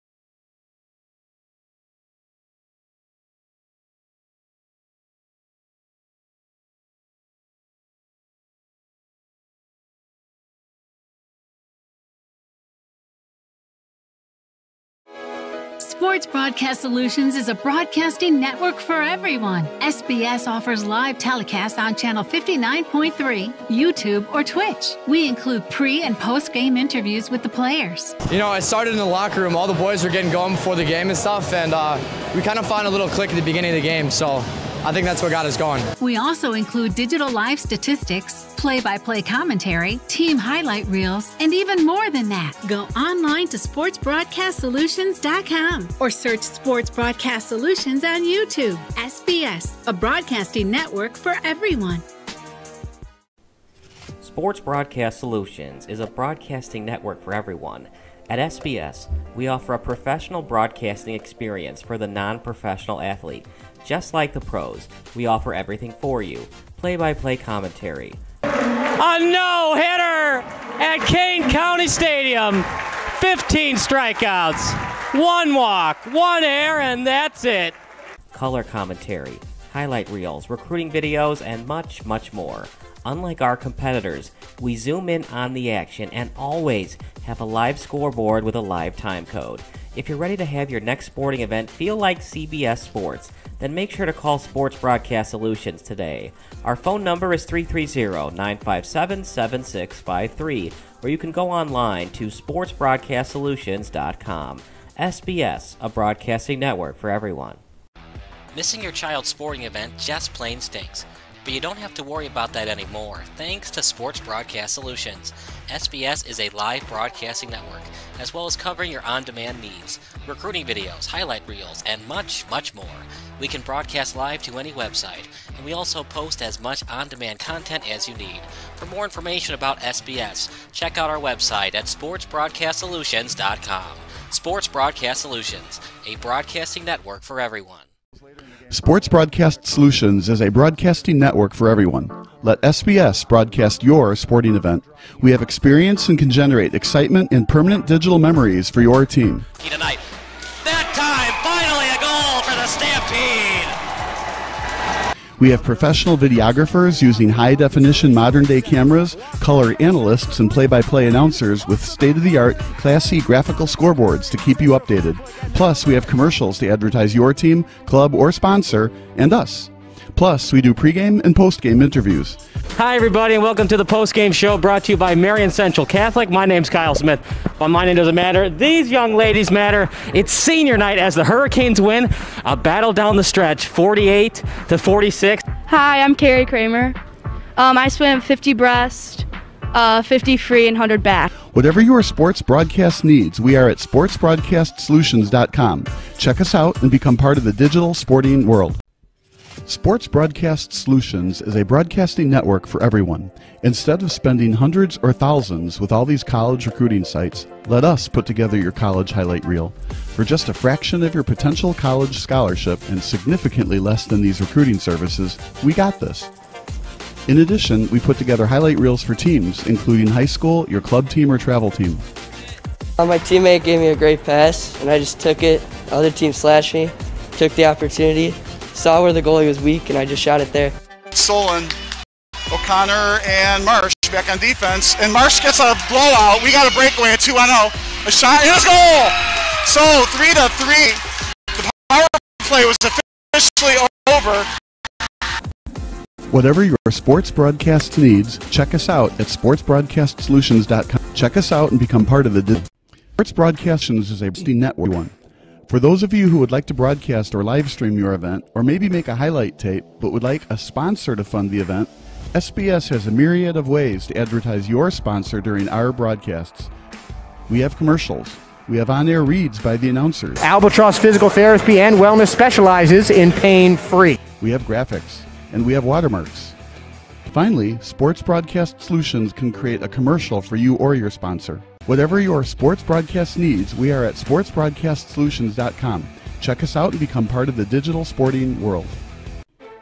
Sports Broadcast Solutions is a broadcasting network for everyone. For those of you that just want raw footage of your sporting event, but no play-by-play or color commentary, you just need us to live stream video from the event over the internet.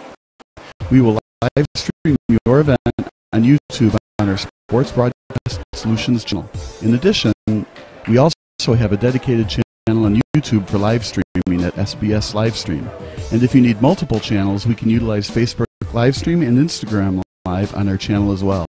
Options include commercials from your sponsors, professional scoreboard graphics are still available, and of course, pre-game interviews are available if you want. We've been working really hard this whole summer. Whatever your sports broadcast needs, at Sports Broadcast Solutions, out and become digital world.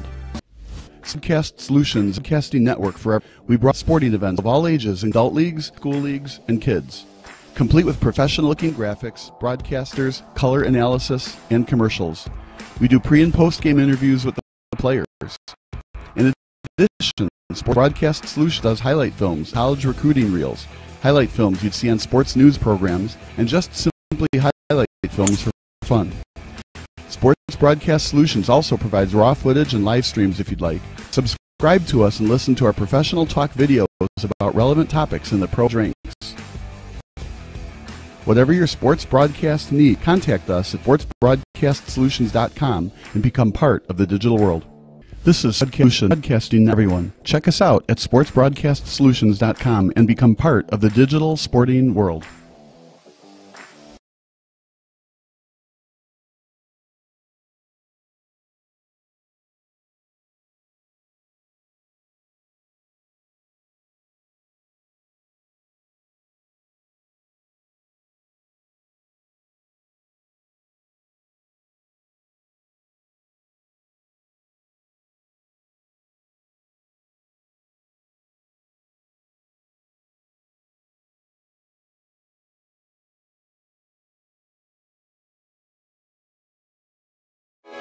Sports Broadcast Solutions is a broadcasting network for everyone. SBS offers live telecasts on channel 59.3, YouTube, or Twitch. We include pre- and post-game interviews with the players. You know, I started in the locker room. All the boys were getting going before the game and stuff, and we kind of found a little click at the beginning of the game, so I think that's what got us going. We also include digital live statistics, play-by-play commentary, team highlight reels, and even more than that. Go online to sportsbroadcastsolutions.com or search Sports Broadcast Solutions on YouTube. SBS, a broadcasting network for everyone. Sports Broadcast Solutions is a broadcasting network for everyone. At SBS, we offer a professional broadcasting experience for the non-professional athlete. Just like the pros, we offer everything for you. Play-by-play commentary. A no-hitter at Kane County Stadium. 15 strikeouts, 1 walk, 1 error, and that's it. Color commentary, highlight reels, recruiting videos, and much, much more. Unlike our competitors, we zoom in on the action and always have a live scoreboard with a live time code. If you're ready to have your next sporting event feel like CBS Sports, then make sure to call Sports Broadcast Solutions today. Our phone number is 330-957-7653, or you can go online to sportsbroadcastsolutions.com. SBS, a broadcasting network for everyone. Missing your child's sporting event just plain stinks. But you don't have to worry about that anymore, thanks to Sports Broadcast Solutions. SBS is a live broadcasting network, as well as covering your on-demand needs, recruiting videos, highlight reels, and much, much more. We can broadcast live to any website, and we also post as much on-demand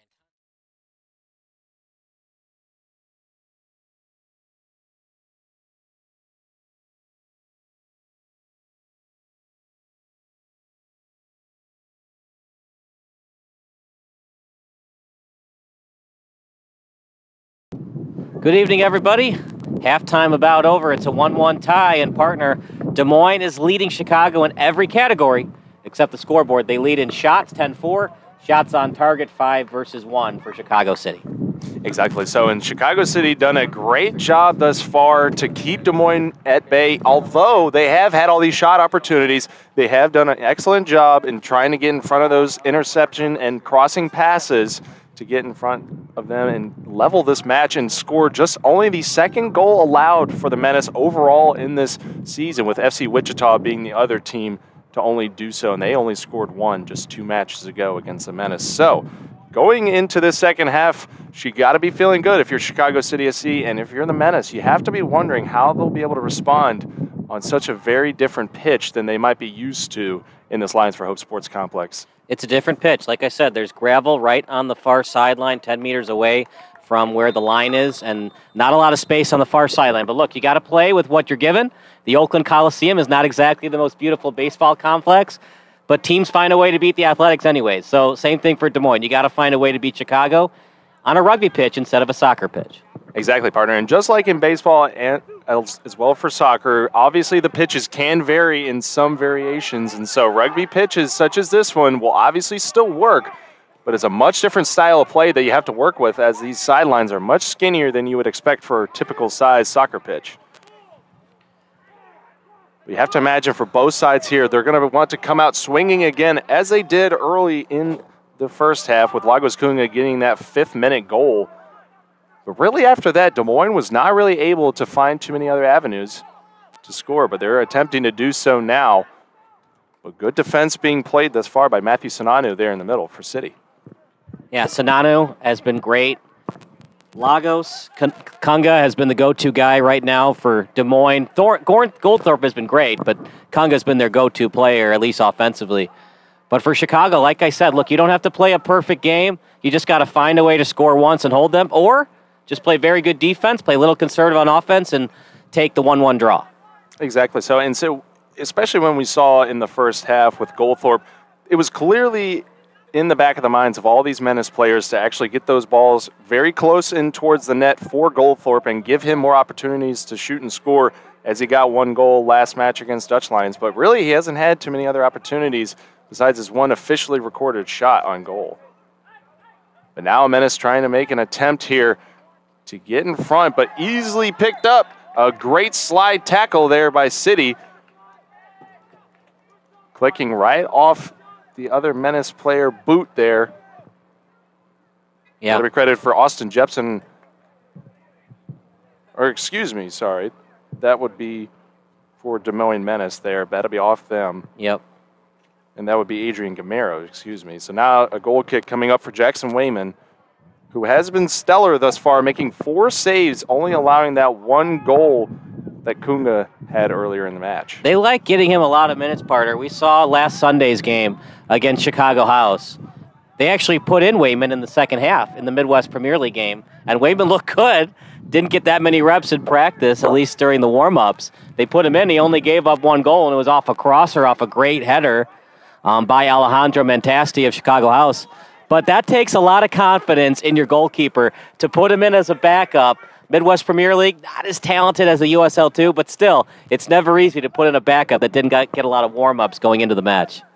Exactly. So, and especially with those Midwest Premier League teams, obviously you might consider them to be B-team players, but we've seen some of these players move up to the USL 2 level here, playing for Chicago City, playing very well. And the reason why we don't see Andres Vasquez again back in the net for Chicago City, partially due to because he had that collision late in the match against Springfield just a week ago when they won 4-2. So obviously now having Wayman there, making another good move there by his foot, getting that ball away from the net quickly.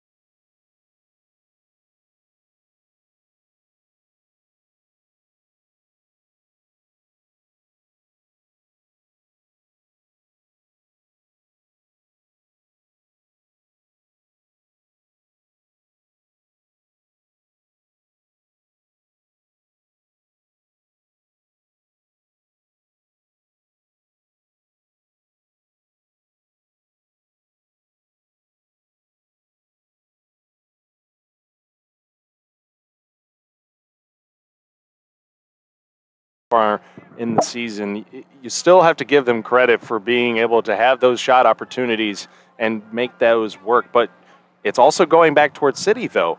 Their midfielders and as well as the defense have forced, like you said, those 45-degree angles, those tough, short-angle shots, not only on the far side of the post, but also sometimes here on the near for the broadcast angle that you'll see on our YouTube stream. But obviously a good play in the mid and defense there for City. Over to the 40-meter played by Chicago. And guys to look out for, Bryce Blevins has been their go-to guy along with Sammy Sharaf. And for Des Moines, here we go again, Austin, arguing calls. The officials don't like it, but for Des Moines, look, it's a big deal to have 3 points versus 1. And so when things happen, they're going to argue their case. But for me, and I'd like to have your opinion on it, I think they're arguing a little bit too much, and I'd like for them to see the play develop more. You know, especially with the level of players that are on this pitch, obviously majority of these guys are all D1 players. They know exactly what kind of style soccer that is going to be expected of them here in a pre-professional league, And as well, you have to imagine that they're going to want to have the calls all go their way. You obviously would. But certainly you have to give it up to the ref. They're the ones making these decisions at the end of the day as well, and you have to go up with their judgment. And you just hope that they would continue to call everything clean and fair and consistently, like we mentioned earlier in this broadcast. And a tough tackle there in the middle was Cade Hagan, collided with a Des Moines player, 2 of them down, one of them Yamazaki.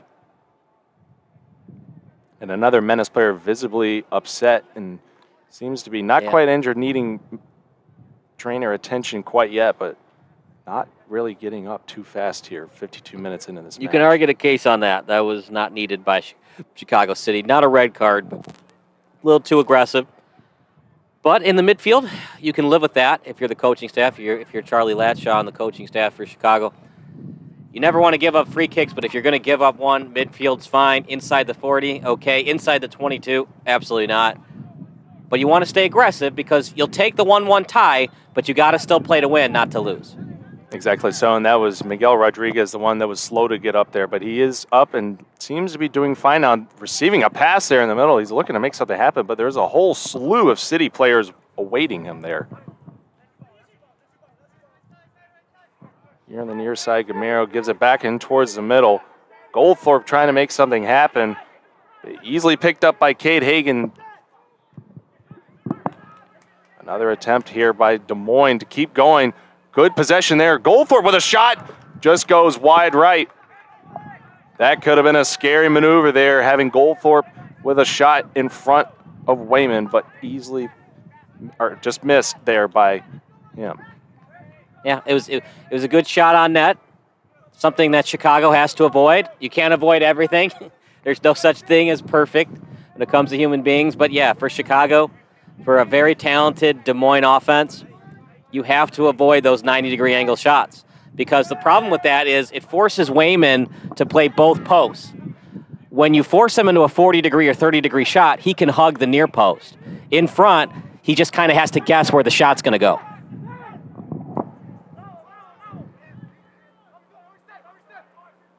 So now City trying to make something happen here on the offensive side of the ball as Cade Hagan, the DePaul Blue Demon, passes it over there towards the far side. That'll be Bawa trying to make something happen, but easily picked up. Intercepted easily by the Menace. Now City will have to regroup and get back on defense. Adrian Gamero here on the near side. Trying to get it back in City territory. Playing a very conservative way now here. Trying to be have a much more methodical approach towards this match. And you'd have to imagine they would do so, especially after they were able to score early. Yeah. But their hopes were deflated very quickly whenever Chicago City's SC, Sammy Sharaf, was able to get that 28th minute goal. It's something about this end, isn't it? We saw Chicago score twice after it looked like Springfield was going to squeeze by with the 2-2 tie. And then we saw Franklin and Cenero score some beautiful goals right in front of the net, by the way. And then we see a beautiful goal by Chicago. It's probably coincidence, but they seem to play a little bit better on this side going southbound than they do, going northbound than they do going southbound. They certainly do. It is something about that north side there on this side of the pitch. The one with the Hope Academy logo eagle there in the middle of it. Right. We'll have to see if anything happens and see if Des Moines can actually respond and put another goal on the board. And remember, they scored twice in the first half against Springfield, but one of them was an own goal going correct. Southbound.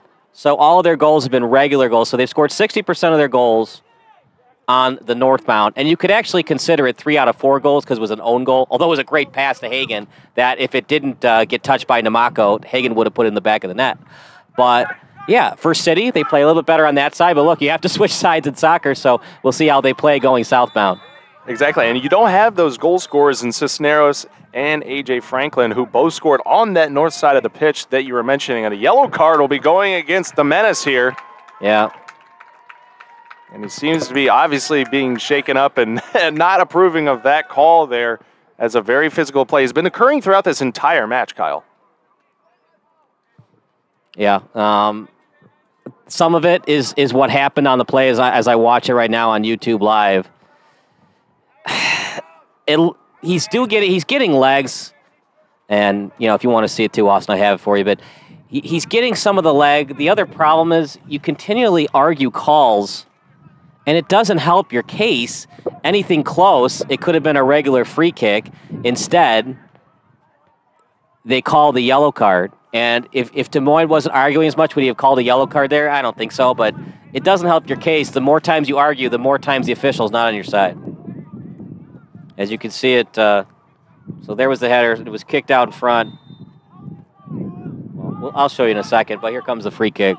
Free kick by Hagen, bending it far towards the post, headed over, and a rebounding goal there for Chicago City SC. They are now up 2-1 on the Des Moines Menace there. Lucas Ender is the one to get the goal for Chicago City SC. The Loyola Rambler now gets Chicago up on the board. Any given Sunday, Al Pacino, eat your heart out. A beautiful free kick. Every call matters in the game of soccer. It was definitely a free kick. Was it a yellow card? It doesn't matter. It was a free kick regardless. Great pass, the header, and then the finish. 2-1 lead for Chicago. And now the pressure is on Des Moines. They're in a position they're not familiar with. They're on the road. They're in a pitch they're not familiar with. 2-1 lead for the Chicago City SC. And like we mentioned earlier in this broadcast, Des Moines has been undefeated not only last year, but also going into this match for today. The last loss that they've had, obviously in the regular season, was in June 30th of 2021. But also, the only other loss that they've had was on PKs, Kyle, in 2022 to Flint City. So now they obviously are in a position that they have not typically ever been in. And you have to wonder how their head coach will actually be able to get his team regrouped for this one. 2-1 lead for Chicago City SC. Kyle Smith alongside Austin Wright. Text line's open, 330-957-7653, your favorite high school, college, or MLS memory. Hope you're enjoying the broadcast. If you like what you've seen, go to sportsbroadcastsolutions.com and we'll broadcast your next sporting event. Sports Broadcast Solutions, a broadcasting network for everyone.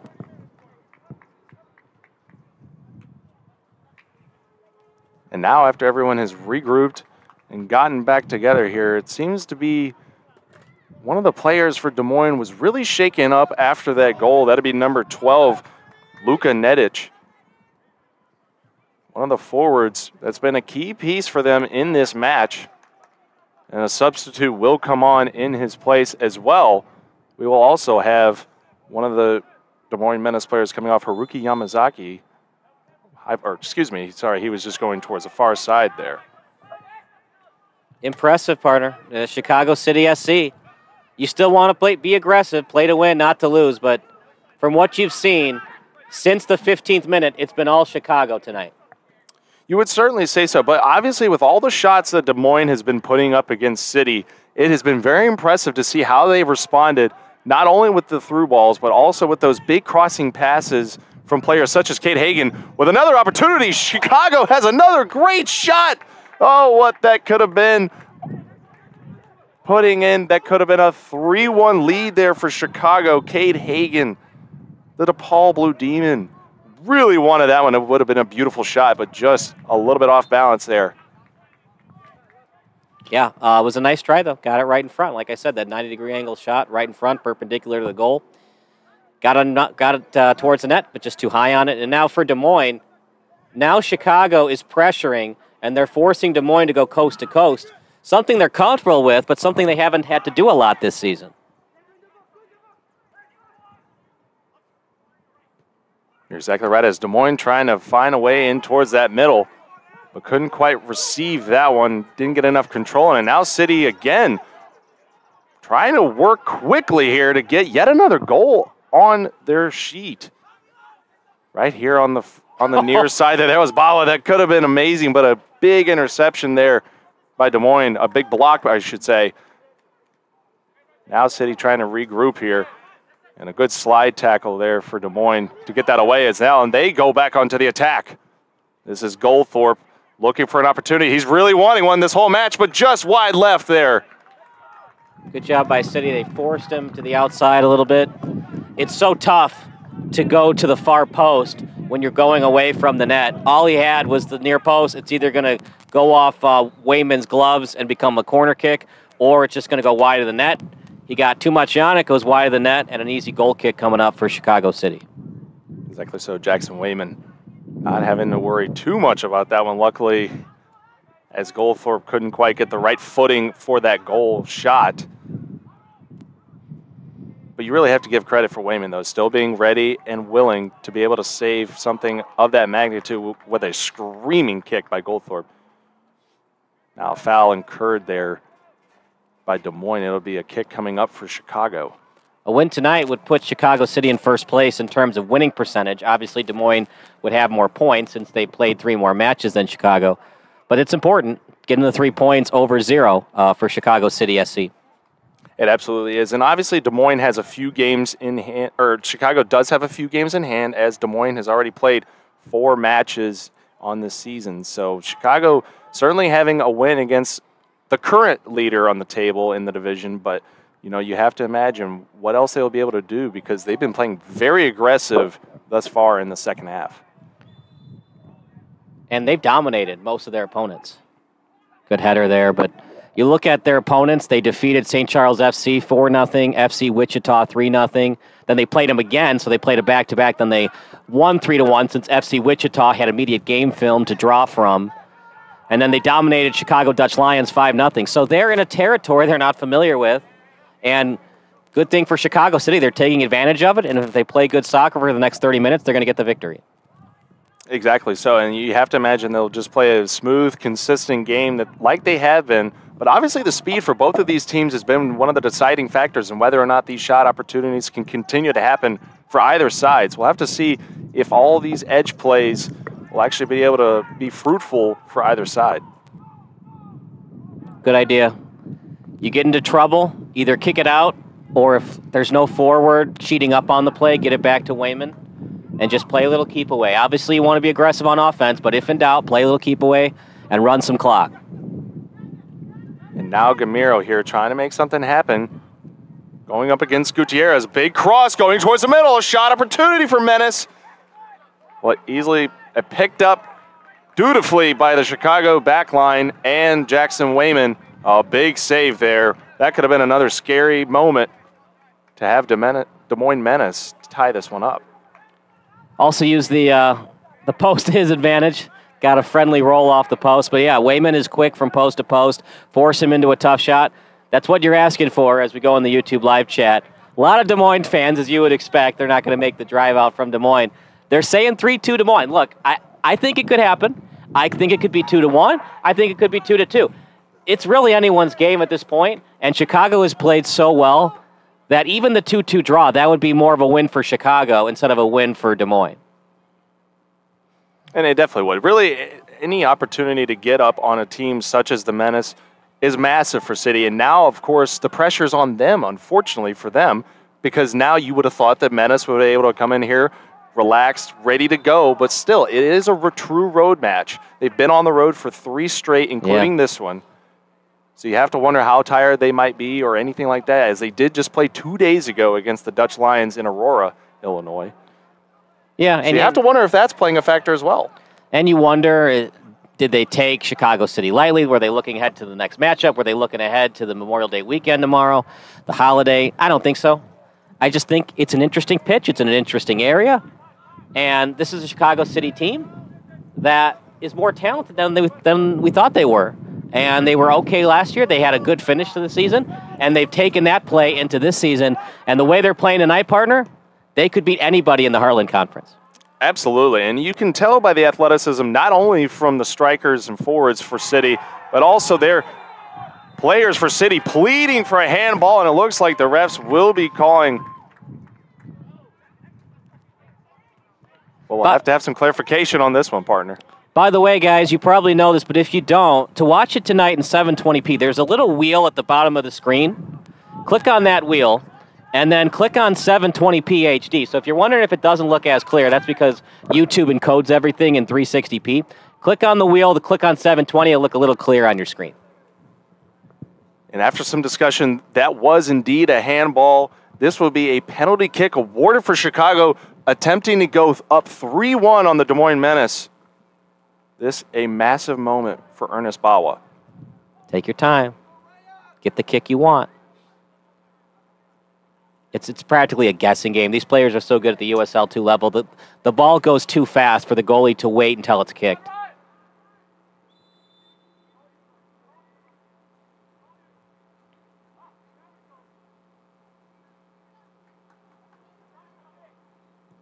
Bawa! He makes it 3-1 for Chicago City SC against the Des Moines Menace.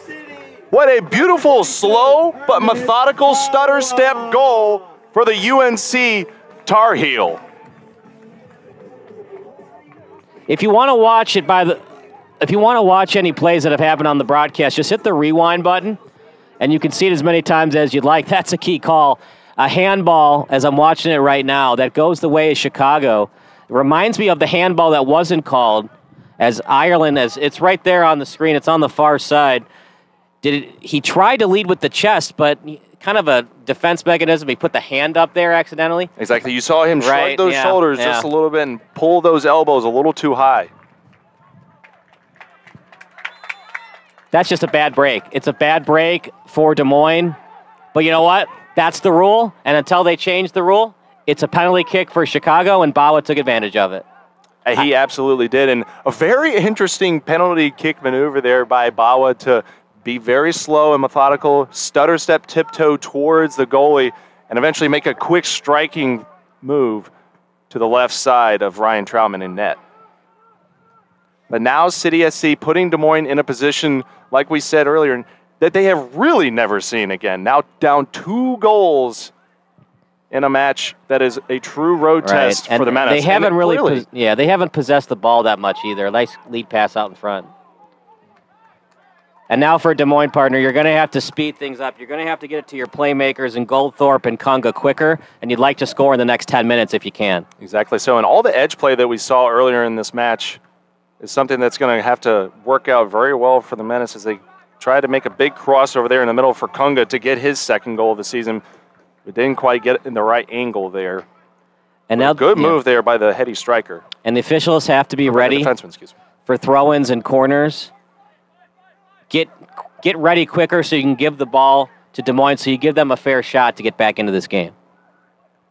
Now yet another corner coming in for Des Moines. Nothing really worked on that one. Not quite the rebound they were looking for as City continues to push that away. That'd be Cade Hagan attempting to get away, but Des Moines finding themselves back in towards the net. A shot there picked up by Wayman. Not quite the right angle that they want. No. Again, being forced to that far side, that hard angle of 45 degrees or more. And you really just can't imagine how they would want to keep shooting those shots. You've got to keep getting in towards the middle if you're the Menace. I don't hate it, but if I'm going to shoot from that 30-degree, 40-degree angle spot, I probably want to go top shelf, because if I go low, it's probably going to be an easy save, and the rebound control for Wayman, he's proven that he has good rebound control. So try the top shelf. They've had some success with that. The low stuff just isn't working right now. And so now after that quick movement there on the far side, Yamazaki couldn't quite retain possession of it, so Chicago will have another throw in here. This time, Ernest Mensah will be the one to throw it.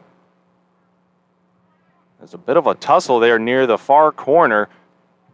It's 3v1 there for Chicago versus Des Moines, so now it'll be a goal kick coming up for Ryan Troutman. Yeah, and Troutman's got to get into his set quicker, and you saw that there. He's going to have to do quicker dump-offs. And for Des Moines, now you have to consider, you don't want to do blind passes, but you're down 2 now. And Wayman's good enough that those 30-degree, 60-degree angle shots aren't going to work. So get your forwards up there quicker, send the ball. You don't want to do blind passes, but if you still haven't scored by the 75th minute, you're going to have to consider it because you got to score twice, considering how much extra time we're going to have. So now City back in their own defense, trying to get it away from themselves in the box. Des Moines can't quite get it going there. Alejandre making a heady move to kick that out, and another corner coming up for Des Moines. And that's not a bad idea by Chicago. You never want to give up corner kicks, but I think this is one of the situations now that you're up 2. Kick it out, set up your defense, and hope that you can get the ball away and not give up a header goal. Certainly so, especially with these corners that have been coming up. You see the athleticism, the way that these players are able to jump so high in the air. As the ref stops in play here, having a word with some of the City players. Trying to make sure that they're all in the right positions there.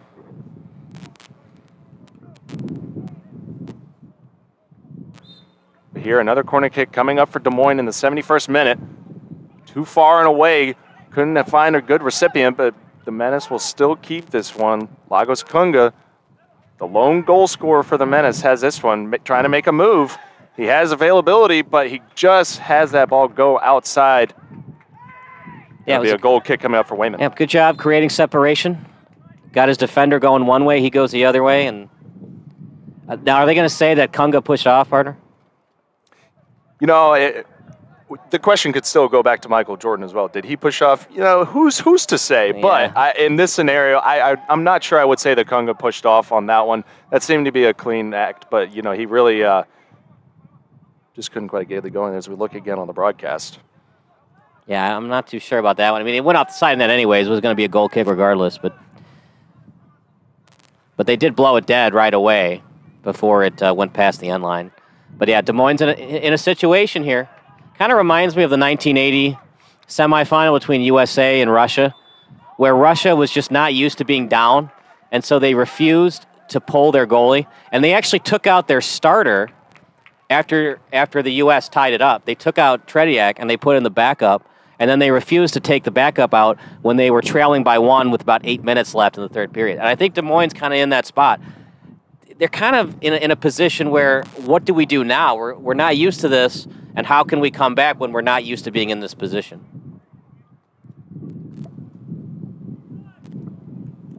So now, after some regrouping, Chicago will have an opportunity in Des Moines territory along those rugby crosses that you see on the pitch to be able to push it forward towards the box. A long cross there. City still retains it. And you were saying, Austin, they've only lost 1 game in the past 2 seasons? That's correct, in regular season play, Kyle. Wow.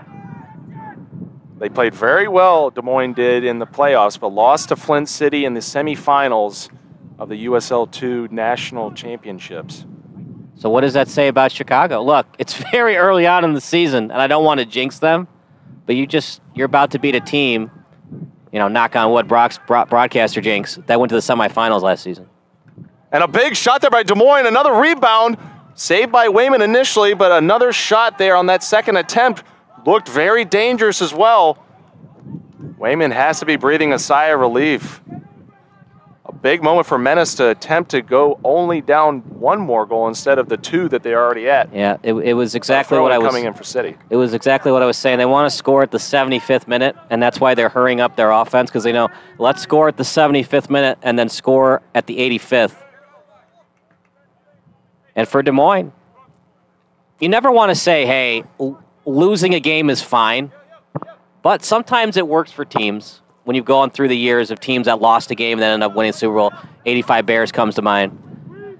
But it's good for Des Moines to deal with adversity because in the playoffs, every team is good. And so they lost in the playoffs last season, and now they know what it feels like to be down late in games to a team like Chicago City SC. Exactly, and even though it is only the 75th minute in this match, it is still a lot that could happen for a pre-professional match here in the Windy City. But you still have to imagine that if Chicago City SC is able to hold on to this one, this would be a monumental victory for them. But still, Des Moines would have an opportunity for revenge as they play Chicago again on July 1st at their home Stadium Valley in West Des Moines. That might be for first place in the conference. I mean, things could Absolutely, change. partner. This is only the second match for Chicago, but they look really good tonight. They certainly do. And the athleticism, obviously, for both sides is showing, but certainly for Chicago, having a menagerie of players from not only that majority live in the Chicagoland area, but go to various different colleges. We've obviously mentioned some Loyola Ramblers as well as DePaul Blue Demons, but these D1 athletes, you can clearly tell how well that they are able to prepare for matches like this with their speed.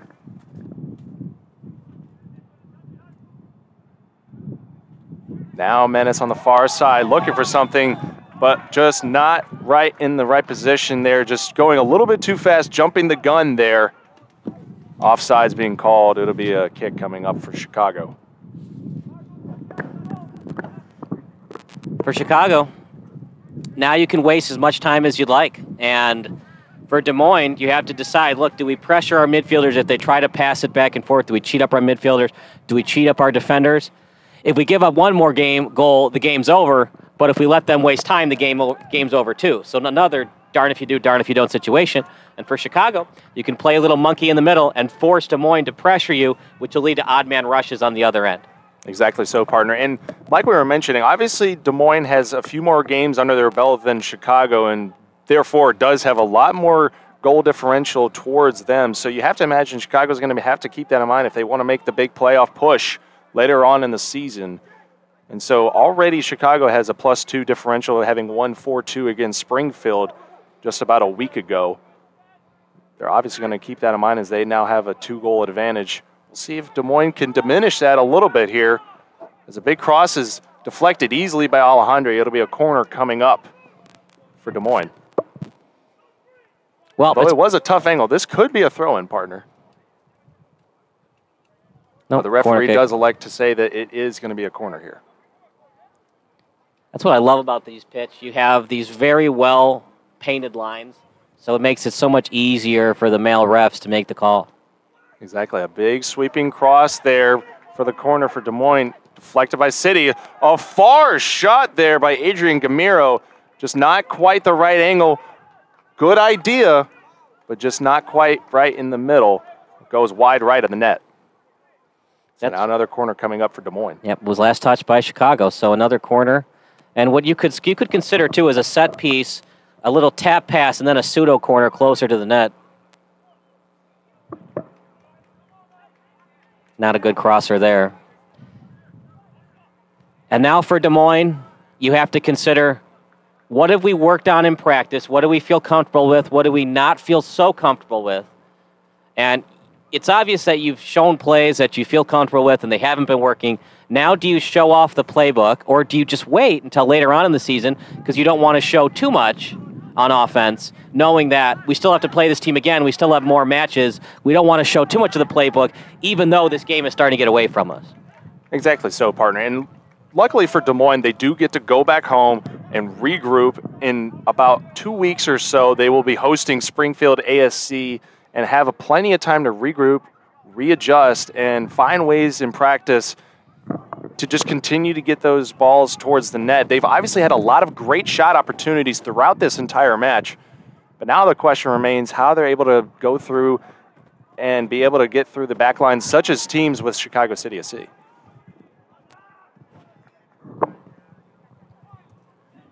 But now for Des Moines, you have to imagine with all the speed that they have, that they would be a little bit more aggressive with some of these maneuvers. But obviously, Chicago is able to read those balls very easily and get towards them quickly with their equal speed. But Goldthorpe, right on the far side, a high shot.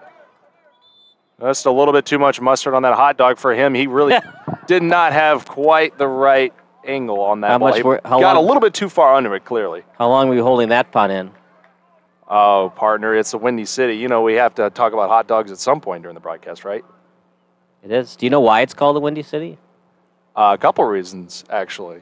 Well, obviously, I've learned because of the Lake Michigan wind effect, chilling effect. Not at all. But also, I've learned the politicians. Yeah, as well that's in the exactly area. why it's called a Windy City.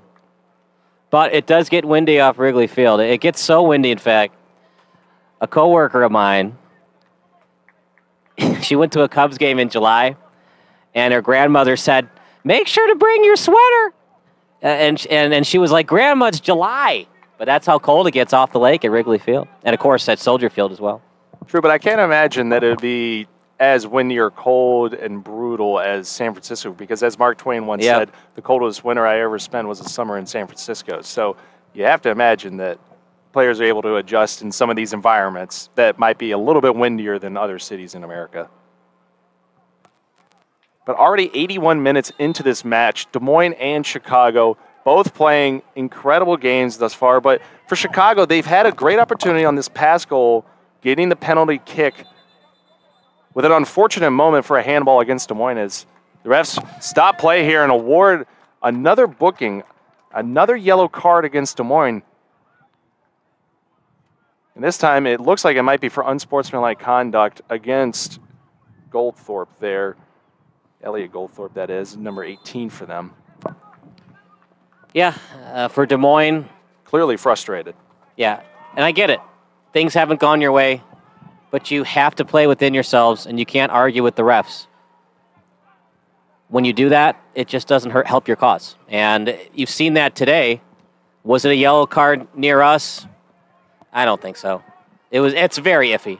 It very well is. And you're talking about that 34th minute yellow card against Yamazuki. An attempt there for City. And that's fine. Just waste time. You get a goal there, the game's over. You don't get a goal, it forces Des Moines to go end-to-end. But you have to play within yourself, because when you keep arguing with the refs, anything close, they're going to remember that, and they're going to hold it against you. Now, they're not going to call a yellow card when it's not a yellow card, but they're going to remember that anything close, and they know that you're not on their side, it doesn't help your case.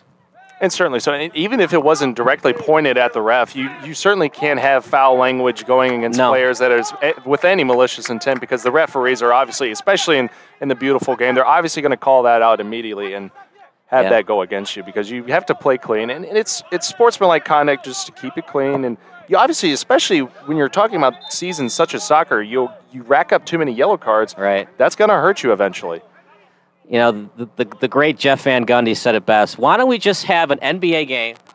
And a partner, it looks like we also have another yellow card being awarded against Chicago City FC. That's Juan Gutierrez here on the near side. That's surprising. Having some chatty words to some of the other players on the pitch. Yeah. Look, Des Moines knows the game's getting away from them. Their best chance is Chicago to get frustrated, and they be called for yellow and red cards. So, for Chicago, just play within yourselves. The game is most likely yours at this point. Play a little keep away, waste time. As Juan Gutierrez, you know he's frustrated, because when the captain's being called for yellow card, you know that he must have heard something from Des Moines that he didn't like. Exactly so. That one goes out and called offsides either way. And so Chicago will have another goal kick opportunity coming up here.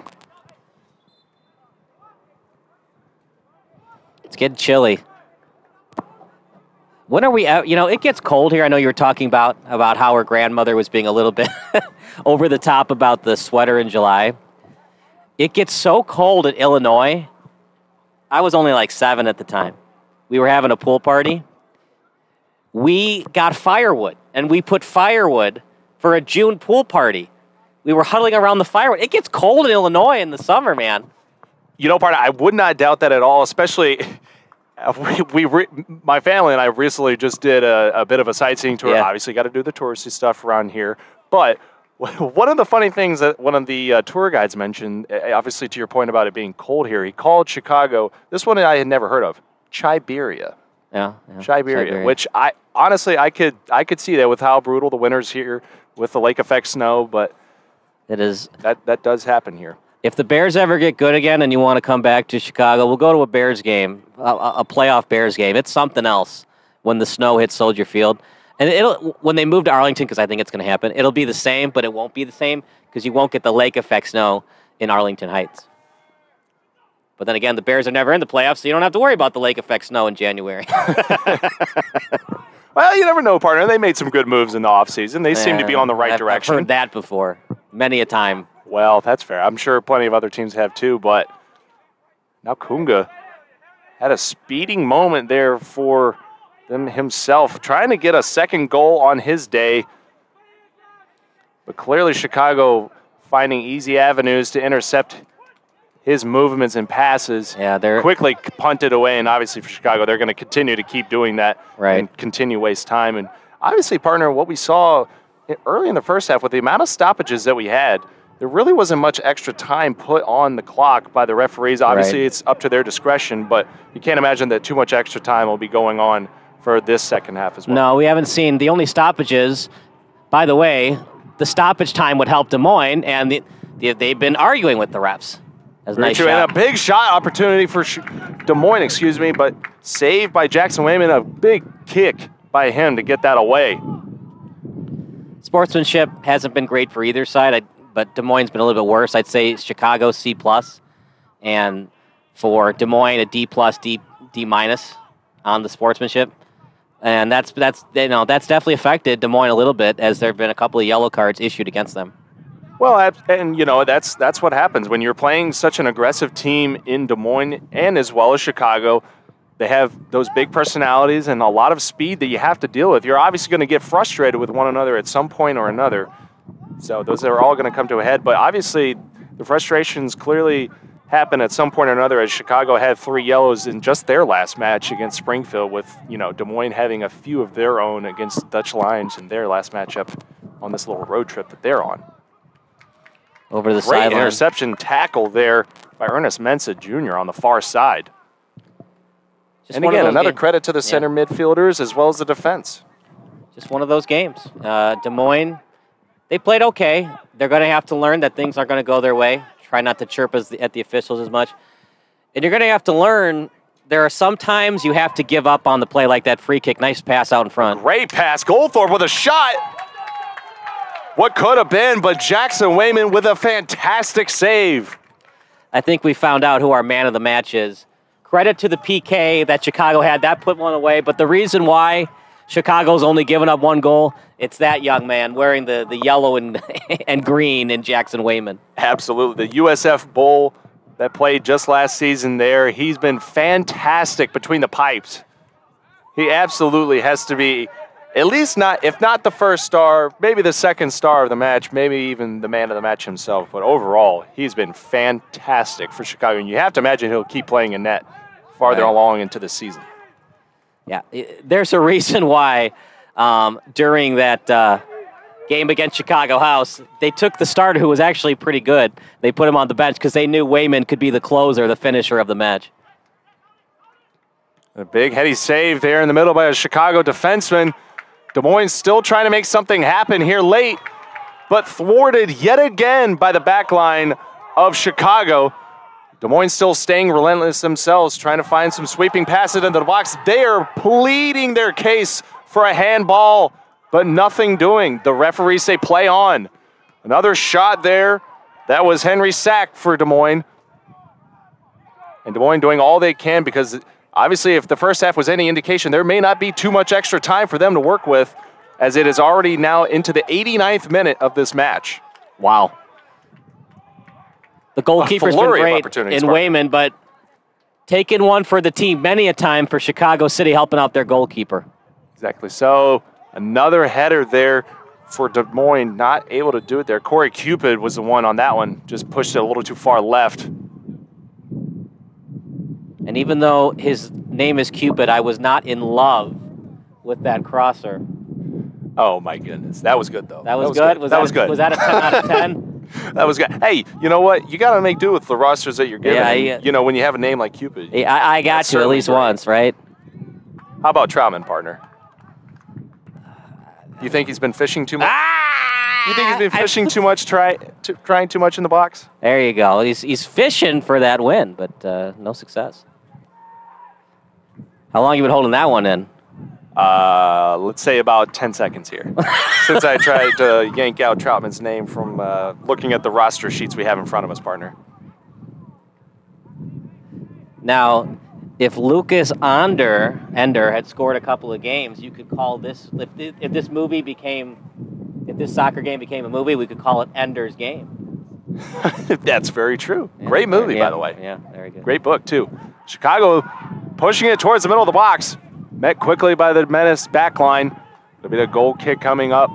And you have to imagine that they are going to be pushing as fast as they can, a high press, to get another goal.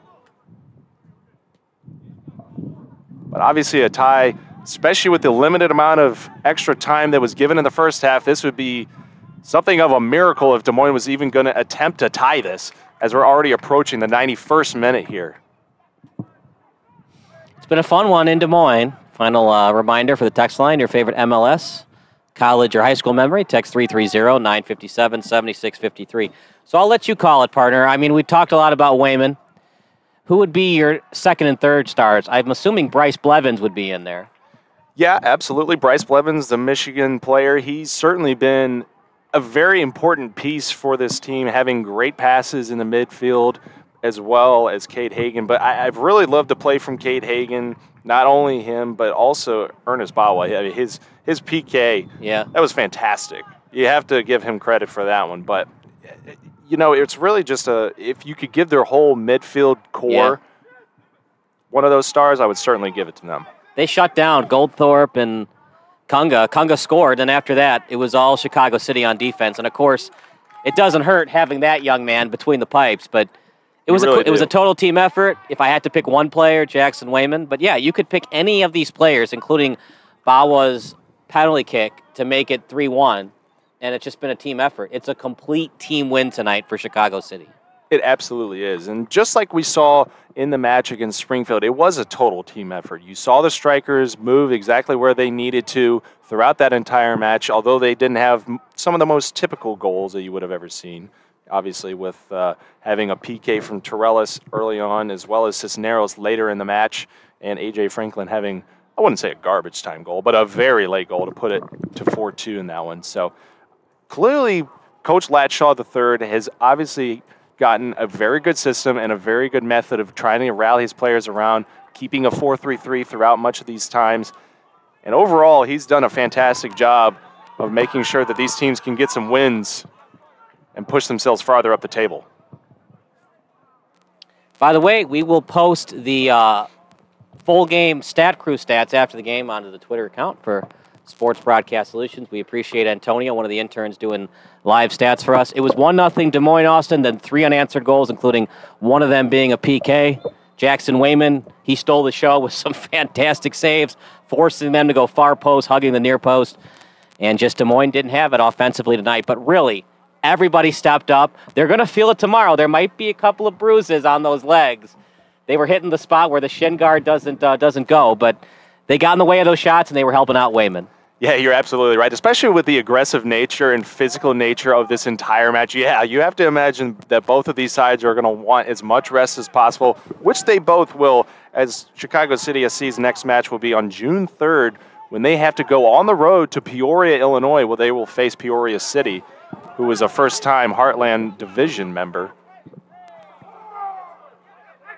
And now, another slide tackle there on the far side. You know, just some of these extra minute opportunities coming for Menace. They're trying to find any way possible to get back on the board again, but, you know, partner, it's really just not too much doing thus far. But you really have to speak about the resiliency of Chicago to have to come back from going down 1 and score 3 straight unanswered. Obviously, that last goal for the PK was a bit controversial, but clearly the refs saw something in it, and for them to actually award that handball PK. And so clearly that put the nail in the coffin.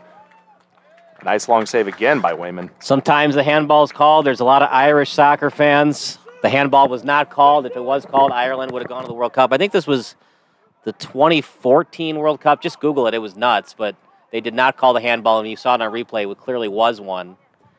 That's what happens. And in the USL, too, we don't have instant replay yet. We have it on our YouTube account, but the refs don't have the ability to go to it. So what they see is what the call is. And look, if they don't call the handball there, it's still a 2-1 lead. And the way Wayman's playing, it still probably could have been a 2-1 win for Chicago City. But that changed the game, the PK, and you could see just the disgust in Des Moines thinking, oh, man, we have to come back from 2 now, and we haven't been able to do anything on Wayman to this point. The PK definitely changed the game, but did it automatically lead to a Chicago City victory? No, it did not. No, and certainly not. Especially with Des Moines having almost double the amount of shots that Chicago did in this match, you really do have to give credit continually to Jackson Wayman there between the pipes. To have the mental fortitude to not get disrupted too much mentally there and just continue to play his game and find ways to stay in front of the ball and not read too many hips and get caught up in the action so much. So he obviously had a fantastic match throughout this. Don't go anywhere. The post-game show brought to you by SBS. It'll be Rafael Gonzalez on post-game interview duties. 3-1 win as we get closer to the final whistle by the ref. This would be a heck of a goal if they could score in the next 30 seconds. Exactly so, partner. We've already got now 5, counting on 6 minutes of extra time for this second half here. So you have to wonder how much more the refs will allow if Chicago can still keep it out of the way of their net. But I mean, going out of bounds is still continuing on, partner. This is such an impressive victory for Chicago. You look at the previous games that Des Moines has played, the most that somebody scored on them is 1. Even if you don't count the PK, 2 goals for Chicago City. I know they're at home. We'll see how Chicago plays at Des Moines, more of a natural soccer pitch. But for now, this is the pitch we're playing at. Chicago's been phenomenal. They absolutely have. And a tough one there. Could have been another moment there for Chicago to continue on. The ref blows that final whistle, and Chicago City SC wins 3-1 against Des Moines Menace, one of the most intimidating teams in all of USL League 2, having won 2 national championships, just 1 2 years ago themselves, having an undefeated season last year, and up until this point, they're handed their first regular season loss in about 2 years. An incredible win for Coach Latshaw and his crew. It was. They were down 1-0. When they scored, partner, I thought Des Moines was going to win this game 3-0. I really did. It felt like that. And then the adjustments that Latshaw and his assistant coaches made were great. And you saw that Chicago City was mixing things up. They were bringing midfielders back on defense. They were attacking when they needed to. They were changing things up in terms of their passes, in terms of their dribbling moves, and it led to goals. And it put Des Moines out of sorts, and they got the breaks. Sometimes it's just about getting the breaks. They got the handball they needed. It happens, and you know, the soccer gods were on Chicago's side a little bit tonight. We'll see what happens their next match. Maybe things regress to the mean, and the things go in terms of the soccer gods going the way of the other team that Chicago City plays. But for now, the soccer gods were slightly on Chicago's side tonight, and you know what? They took advantage of it. You can get the breaks, but you still have to take advantage of those breaks to get the victory, and Chicago did that tonight. They absolutely did, and that rematch on July 1st will be an absolutely massive moment for the Heartland Division. We'll have to see, obviously, how much the table changes between that time, but until then, you have to imagine that Des Moines is going to have this one hanging over their head for quite a while, because we really cannot understate how massive of a win this is for Chicago, because this really disrupts any momentum that Des Moines had throughout this season as they went 4 straight unbeaten until this point. So we'll take a break, and post-game show coming up next, but for our excellent crew, for Antonio, for Austin Wright, for Rafael Gonzalez, I'm Kyle Smith. That does it for our play-by-play broadcast. The post-game show with Rafael Gonzalez coming up next here on SB.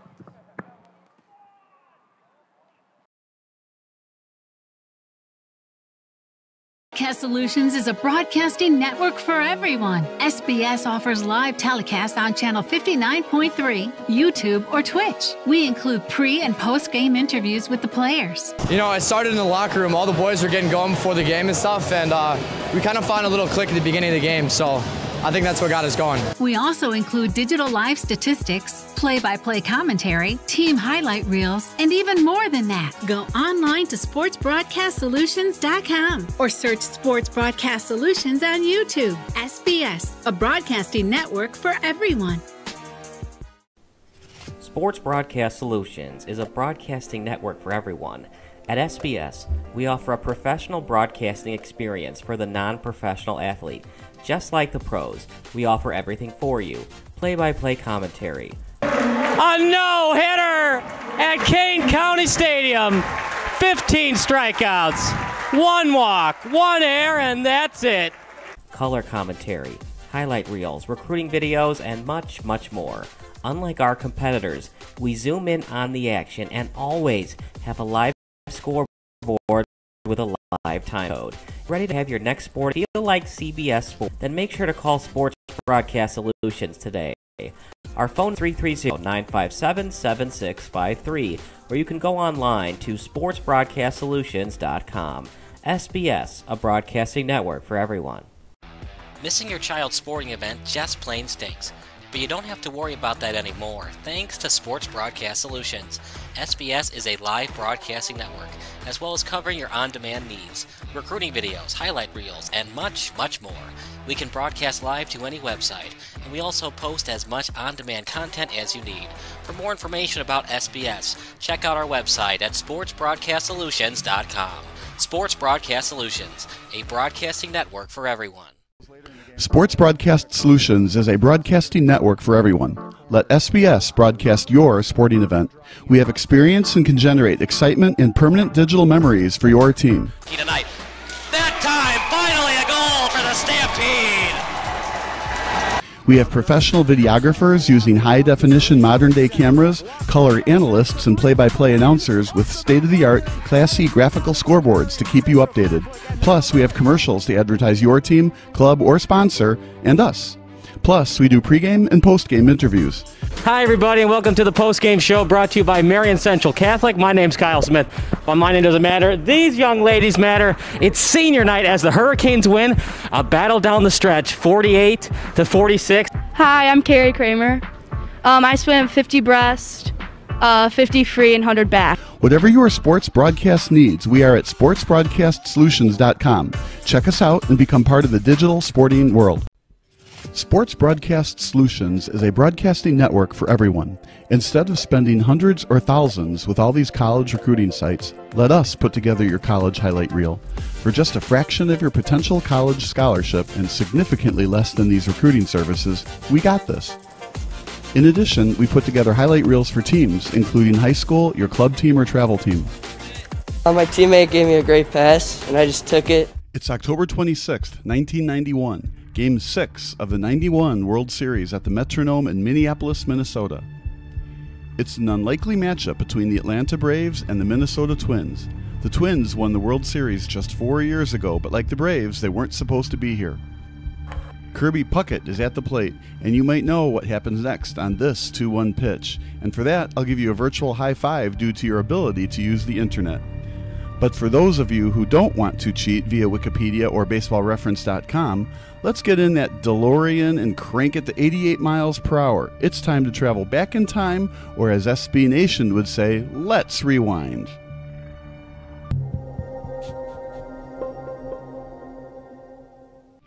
The 1991 Fall Classic was far from straight chalk when it comes to the gambling mindsets of sports bettors. According to TampaBay.com, the Braves were once 250-1 odds-on favorites to win the World Series.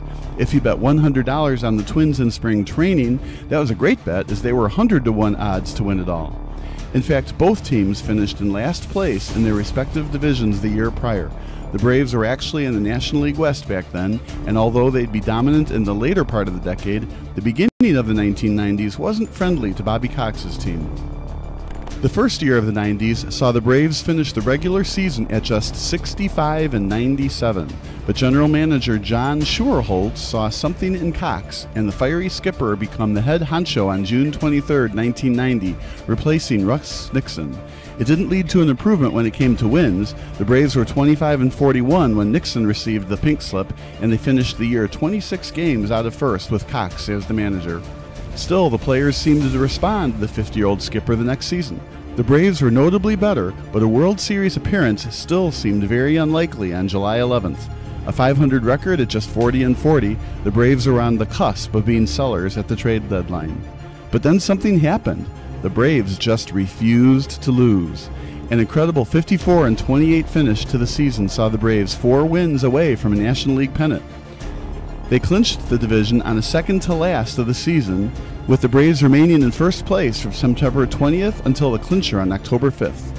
The stunned Los Angeles Dodgers couldn't believe it. How could a Braves team who were at .500 practically halfway through the season keep them from an NL pennant? As for the Braves themselves, next came the Pittsburgh Pirates, led by Silver Slugger Barry Bonds.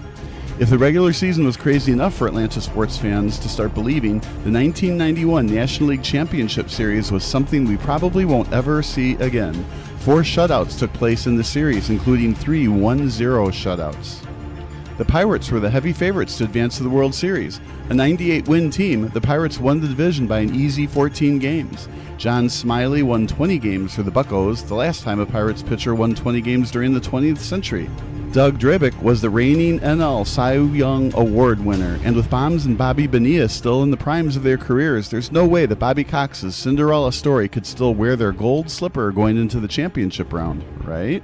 Wrong. Tom Glavine, the 1991 NL Cy Young winner, was on this Braves team, but he actually underperformed in the series. Game 1 went to the better-seeded Pirates, a well-deserved 5-1 win to the higher seed as the Pirates scored the game's first 5 runs. Glavine was the loser in this one by walking 3 batters and giving up 4 unearned runs.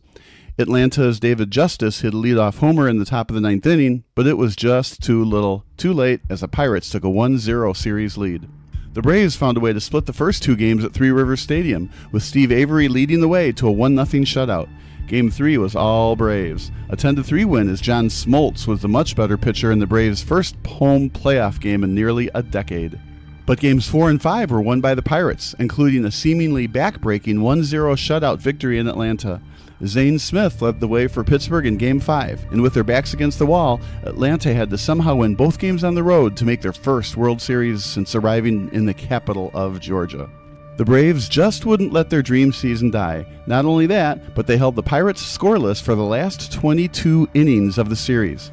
From the top of the 6th in Game 5 until the final out in Game 7, the Pittsburgh Pirates couldn't muster a single run.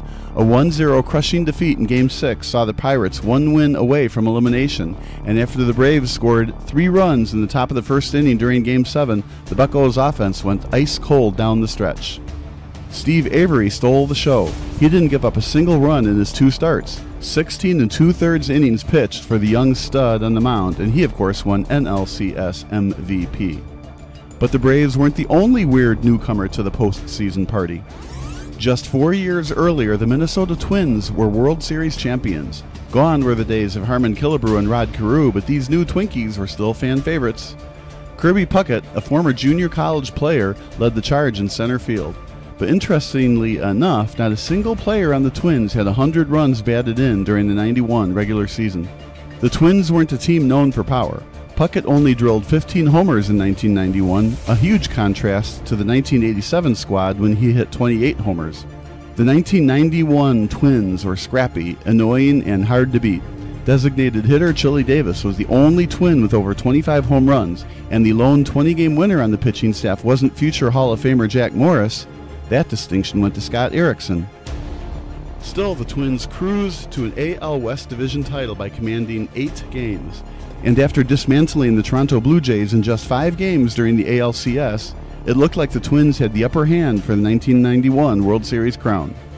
After all, the Braves barely squeezed into the World Series, while the Twins looked like the far more superior team. But the World Series started anyway, with Cox proving to the rest of the world that he would become one of the game's all-time great managers. Down in an early 0-2 hole, the Braves looked like a completely different ball club when they flew back to Atlanta. 3 straight victories at the old Fulton County Stadium, including a 14-5 convincing victory over the seemingly unbeatable Twins, put the Twins in major trouble.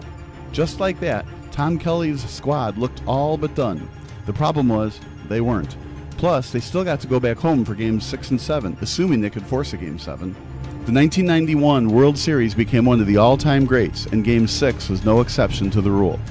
The Twins struck first with 2 ball players crossing home plate in the bottom of the first inning. The Braves seemed to have the momentum back after Terry Pendleton hit a 2-run bomb in the top of the 5th. Determined to play Game 7 at the old Hubert H. Humphrey Metrodome, the Twins got the lead back in the bottom of the frame. And after battling to a leadoff walk, Don Gladden stole second base. A couple of flyouts later, including the sacrifice fly by Puckett, gave the Twins the lead back. But don't count these Braves out. Up by a run in the top of the 7th, Kelly allowed starting pitcher Scott Erickson to run back out there. But after a leadoff single to Mark Lemke, Kelly had no choice but turn to Mark Guthrie. Guthrie started off okay with a strikeout to Jeff Blauser, but then location and accuracy came to bite him in the butt. A walk to Lonnie Smith, including a can't-have-it wild pitch, put Kelly in a tough spot. Guthrie was able to jam Terry Pendleton, but with Chuck Knobloch playing a double-play depth, Pendleton's little nubber got enough of the AstroTurf to give him ample time to claim the infield single. Just like that, we have bases loaded, and Kelly was forced to go to the bullpen yet again. In came Carl Willis. It was also decision time for Kelly. Should he bring the infield in, bring in the corners and play double play depth, or play double play depth around the infield? The Twins decided to play back with the middle infield, and it cost them. Ron Gant's ground ball in between the third base and shortstop hole allowed him to beat out the fielder's choice, and the Braves were once again in business. Gant with a good jump out of the box just beats the play. A 3-3 tie with runners on the corners. Willis was in a huge pickle, but he threw a devastating 2-2 off-speed pitch to Davis Justice to get him to swing and miss. The lead was gone, but the tie still remained.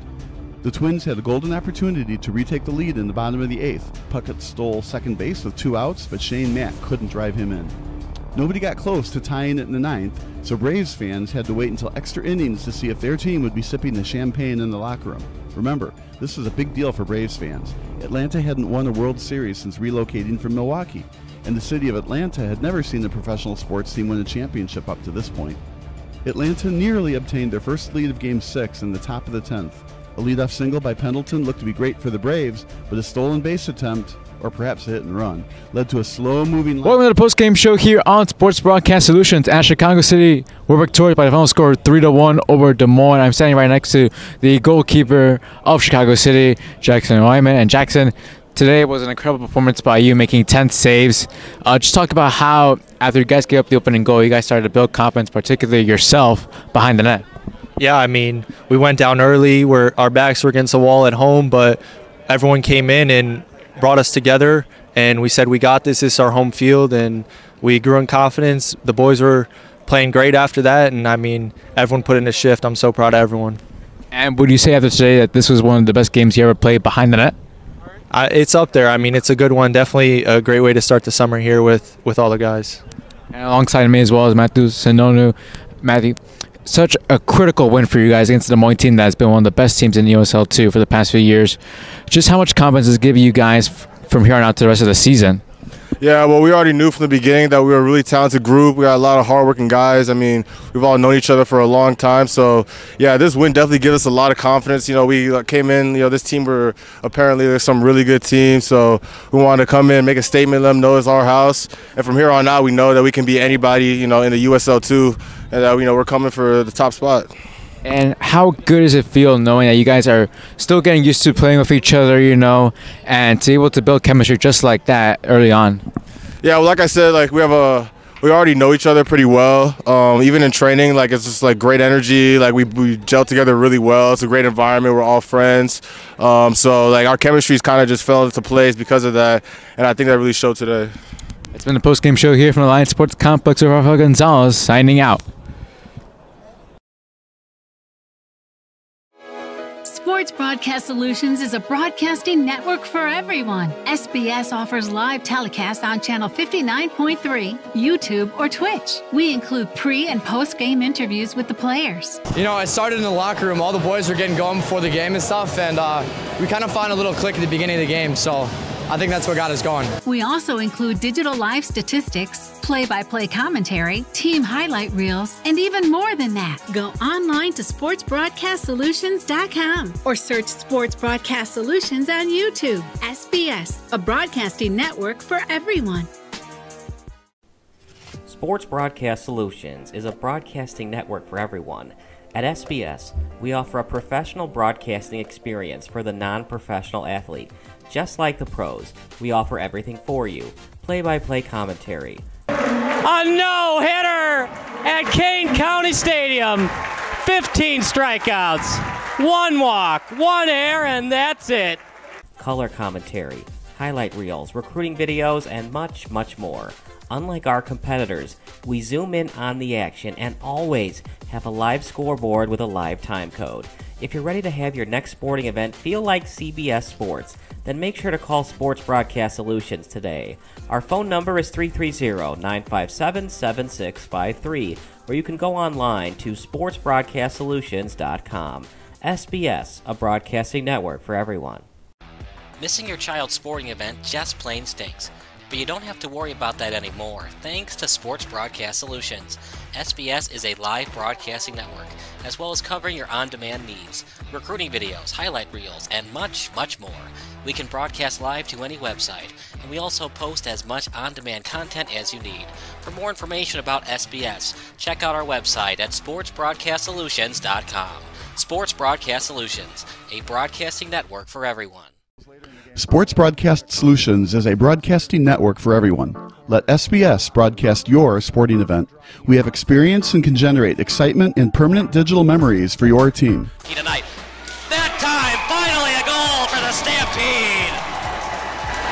We have professional videographers using high-definition modern-day cameras, color analysts, and play-by-play announcers with state-of-the-art, classy graphical scoreboards to keep you updated. Plus, we have commercials to advertise your team, club, or sponsor, and us. Plus, we do pregame and postgame interviews. Hi, everybody, and welcome to the postgame show brought to you by Marion Central Catholic. My name's Kyle Smith. But my name doesn't matter. These young ladies matter. It's senior night as the Hurricanes win a battle down the stretch, 48-46. Hi, I'm Carrie Kramer.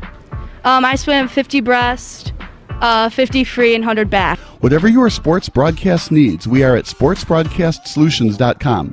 Check us out and become part of the digital sporting world.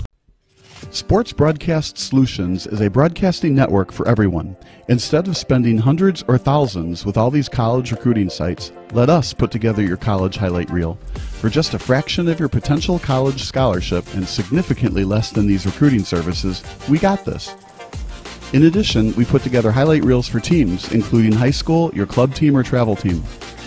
My teammate gave me a great pass, and I just took it. Other team slashed me, took the opportunity, saw where the goalie was weak, and I just shot it there.